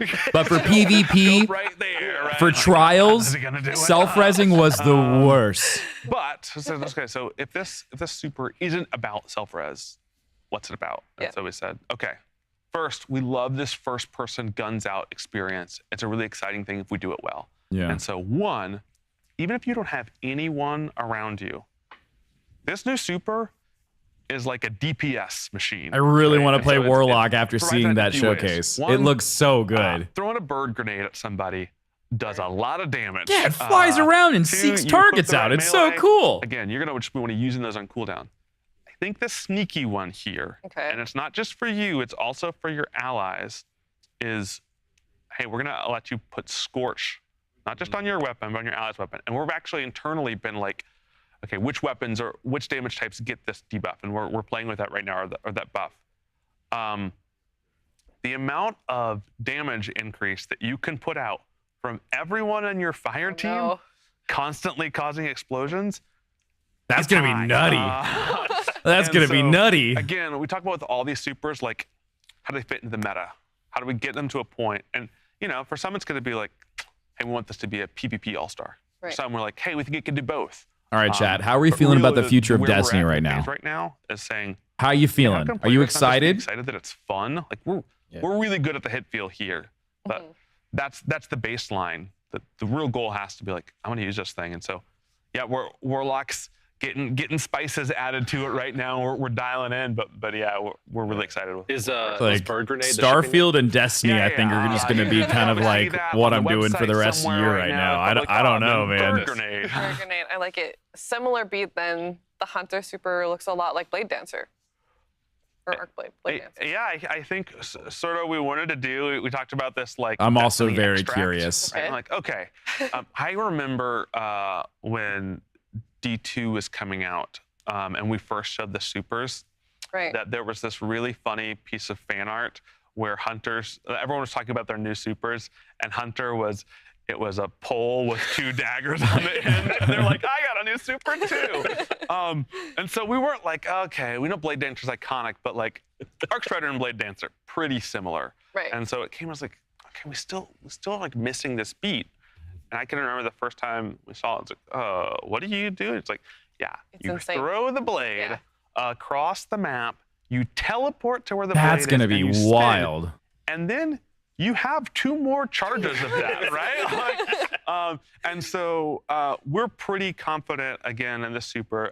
Where's it going to be good? It's going to be good when you've got a boss Feeling that you pretty can horny melee. about Destiny. Nice, Dalton. Good. I think where it's Good. really the thing that we're looking at is like, Yeah, Crucible, Pooh Bear, right? that's Like, my Shaxx fear, is, and like, it seems like they're staring trying to at Hunter's tackle doing that this feeling. right now, and I think we're really like, hey, how can we make it hit the meta, hit that thing, and also not be the most oppressive thing that we've ever shipped. But this And update so doesn't come out until February. confident in Yeah, that but like one the Season of the spicy, Witch right? stuff looks And really so fun. now it's like, how many peppers spicy should the super be? But yeah, I think This so update many comes of like our this big update shotgun comes in and hand February. cannon, hunters are like, another way to get across the map, right? And invisible. Can I? This is cheating. Oh. Because we said it was a super question. Aspects too. I'm not sure if I'm. I'll allow it. Oh, you can't do that. Yeah. the hunter aspect. Yeah, I want to check out Season of the Witch. I'm not gonna just like throw myself at it, but I do want to check it out. It's like cool to give everyone amplified and cool to create a lightning strike below you. It's also just another jump. Like, and if you know about build crafting, you're like, is there anything that would give me another charge of this? And then suddenly you're looking at a hunter and they're like, how many jumps are they doing in a row? And I think if there's one class that wants to be degenerate with jumping around, freaking hunters. Pick the right one. Damn hunters. So if you struggle with the jumping puzzles, you can put this aspect on and just have That's me. extra. Yeah. That's my clan. It's like, oh, Pika, you need that. On a different beat, the Titan one looks completely different than what we've seen. What happened to the other content creator? I don't know. She was there to intro and then she hasn't shown back up. I'm not sure what's going to happen. This could be your problem too. Yeah, I think the thing that we've heard really loud and clear is like, hey, Titans, they have a lot of roaming melee punching supers, which is cool. It's the Titan fantasy. I roam, I melee, right? Yeah, like, that's what they do. Promised on the character screen. You know, when we were putting together the video for the first time and you show a Titan cleaving with Axis, or like some Titan is watching this and like, Bungie never listens to me. It's another one, right? I just have an axe this time.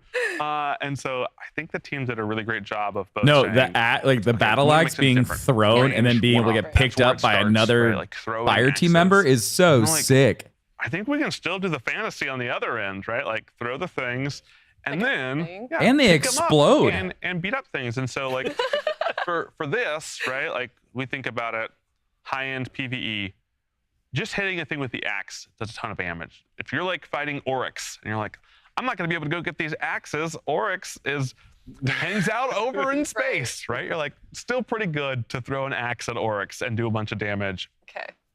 The rest is sort of gravy, right? And so this is, you know, you're thinking about something in a strike, you're like picking up the axe and going with it. Pika, we were talking about PvP with this, and so I think kind of combo play of I picked it up, I killed 4 more people. It was crazy. Yeah, because I think you can pick how you want to deploy a super like this. You can say, hey, everyone's playing way back. I'm just gonna toss axes. They have this gravitational pull. Yeah. But you got toss that on nutty, dude. Yeah. People on it. And if you get to the end, you're like, I've tossed 2 of my axes, and you're like, I don't want to run for this. You can just toss the 3rd one at your feet, and then pick up the axe and be like, all right, super's still going, right? That's dope. And go try to chase some people down with an axe. Wonder how long the axe runs for though. Is it just the timer of the super? Does it surpass the super duration? I'm so intrigued by that. Like they're gonna be in all aspects of the game. Like that's one of the things that I'm really into with this group of supers is like you're not just gonna see them in PvE or high-end PvE. They're gonna be in PvP. And I think for all 3 classes, I think all 3 of them bring pieces to the table that will get some pretty broad play. And I think that's pretty cool. Yeah, that's it's a focused offering here, but there was a lot of hand motions going on in the camera shots. It was like points, really thumbs up here. And how we're doing that, like it's super shaped, right? Like, so I'm pretty excited about what the team's doing. Yeah. I see we've really thrown our hosts here for a loop. They're shuffling their cards, they're pointing at questions. They're like, these people just talk about whatever they want to talk about. Right. So I think we're actually going a little long. Yeah, so we're gonna skip ahead a little bit, but I want to hit this beat. Fair. Just talking a little too much. I have gotten that feedback. Tighten up the ship, Cosmo. So Let's go. Still supposed to talk about Crota, or just go to closing? Yeah, I just want to verify that in that set that was the spiky armor that. We're getting. That was for Cosmo. Cosmo wanted to just be sure. I just want to be sure. That the armor for Crota that we saw. And I know we're going long. You get 2 Crota things. One, you get spiky glowy armor. Yeah, spiky glowy armor. The community has been very loud and clear on what Crota armor do we want? The spiky green one. 2, I think that we didn't talk about is we're using contest mode of Crota's End to do some experiments with, hey, how hard should a Raids World First be? So I bet you'll see this coming out, but we're gonna like just take the knob and say, they're gonna turn it more. It's really important for our Raid World First man, aspirational. Feels like the Destiny Super Bowl. We know that's how it has to be in the final shape. Well, great, because we've got our raid coming out here in 2 weeks. Let's make sure that one like let's start dialing the knobs and see where we need to put it. They're gonna turn Destiny into Tarkov. So, Head yeah, eyes we for all got the some gameplay Guardians. coming up. We want to get to that. But yeah, we've talked about a bunch of awesome features, content coming to Destiny. Dan, what's the best way for like players, new or old, to like jump back in and start playing? Yeah, I mean, and I'll try to be brief. A great way for you guys to do that is type in the chat !! Destiny and then download Destiny right now and start playing. We're just trying to make the game more accessible to more players. And, you know, all of the Fireteam power. Make sure you click the link. Did I say click the link? Click the link. But for new players, I think a lot of teams will want to run through Pinnacle content from other expansions, things like that. So there's a lot of ways over the next week or so where people can kind of get in on a good deal. So, for example, the Witch Queen is actually going to be free for this entire weekend. I think it's the 24th to the 27th. Oh, jump in and play Witch Queen, guys. It's so good. On your platform of choice. I love that one. Amazing. Yeah, I do love that one. In addition, even right now, Witch Queen is available on PlayStation Plus game catalog, and so you can access it that way as well. And then last but not least, for free. Again, someone check me on this. Through I believe September 5th, we're going to be running a bunch of discounts on all of our previous expansions, anywhere from 50 to 67% off. Most notably, though, is our most recent Lightfall. Both the base and the annual pass are going to be 50% off through the 5th. I think starting right now. So all of those are really like great ways for new players to kind of get in and experience some of our more recent and high-end content. Go get Strand. Yeah. Go get Strand. Go get it. That's good. And we have a recap article that's going live soon. It's going to have all these details. So you can fact check me. We can fact check Dan. And wait, why not 69%? Nice. Is there anything else anyone would like to add? Yeah. One last thing I wanted to mention: the Bungie Foundation has created. Cosmo has beautiful eyes. Money to support the Look at his eyes. Look at the man's eyes. He's got gorgeous eyes. Hawaii. 100% of profits will go to our longtime partner, Direct Relief, who is That's delivering life-saving emergency awesome. medical kits and aiding in search and rescue operations. So if you like these shirts, Good or just people, wanna help Bungie. out, That's you so can click cool. The link in chat. There's a QR code below, and you can purchase one. We've already sold 11,000, and we really appreciate everyone supporting this cause. That's amazing. Also, anyone who subscribes to our Bungie Twitch account right now, we will be donating all profits to Direct Relief from those subscriptions as well. So smash that subscribe button. Smash it. Good job, Bungie. Well, this has been a blast. Love that. Thank you so much for sharing more info on Destiny's future with us. That's a big win. There is That's a lot to look awesome. forward to. We're going to take a short break, though, and then when we get back, I'll be teaming up with Taylor and Andy from Bungie to play through some of the season of the Witch content. So stick around. Cool. All right. Oh, here's a trailer. The witness poses a dire threat. And the Witch Queen holds the answers we seek. But only if we contend with her sister. This is what we saw earlier. It rests with me. Will you come back from this? Do not be afraid.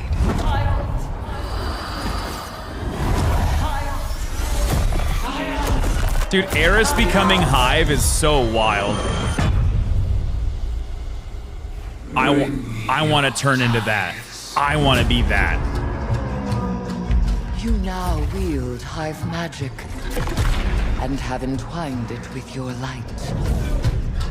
Assault the Spire Guardian and open the way to our tides. That is so sick. Let them know fear. The death of This looks like whispers, fun, man. And they do whisper. Fight in my name, Guardian. Every opponent you defeat strengthens me. Ugh. We're just supercharging her. That seems like a bad idea. My appetite rises. It feels like a bad thing to do.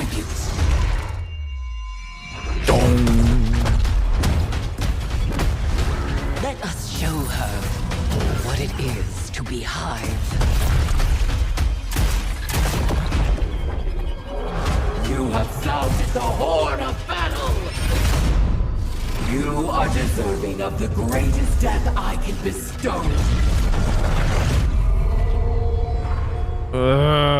It looks so good, dude. Hey everyone, welcome back. It was so great to hear about the final shape and the future of Destiny 2. All right, guys. But now, let's dive into the new Season of the Witch content. Well, that's going to be for chat to do on another time, but that's going to be it for our sponsored stream. So big thank you to Bungie for, again, sponsoring the stream today. Really, really awesome to get to see all the stuff's coming next year for the final shape, but also for Season of the Witch Queen. This season looks freaking phenomenal, man. I really, really feel like I'm going to be jumping into that. Like, I think at some point in the very near future, you're going to see some Destiny 2 content on the channel, which will be super fun. And then for sure, when Final Shape drops in February, at the end of February next year, we'll be checking that out as well. But guys, thanks so much for hanging out. Thanks for watching the sponsored stream. We'll be back in just a little bit with some more video game action for your eyeballs, all right? We also have the Gamescom live event happening right now for more video game action. So I think we're going to end this stream, and we're going to get ready to check out some new video games that are going to be coming out very, very soon. Guys, again, thank you so much for hanging out. Please make sure to leave a like. You can also type in the chat, !Destiny. Click the link. Even if you don't plan on playing Destiny, do me a huge favor. It really does help us grow, and we get more sponsor streams out of this. Click the link. Do me a huge favor, click that link and check out Destiny today. All right, guys, thanks for hanging out, and I'll see you in a little bit. Bye-bye.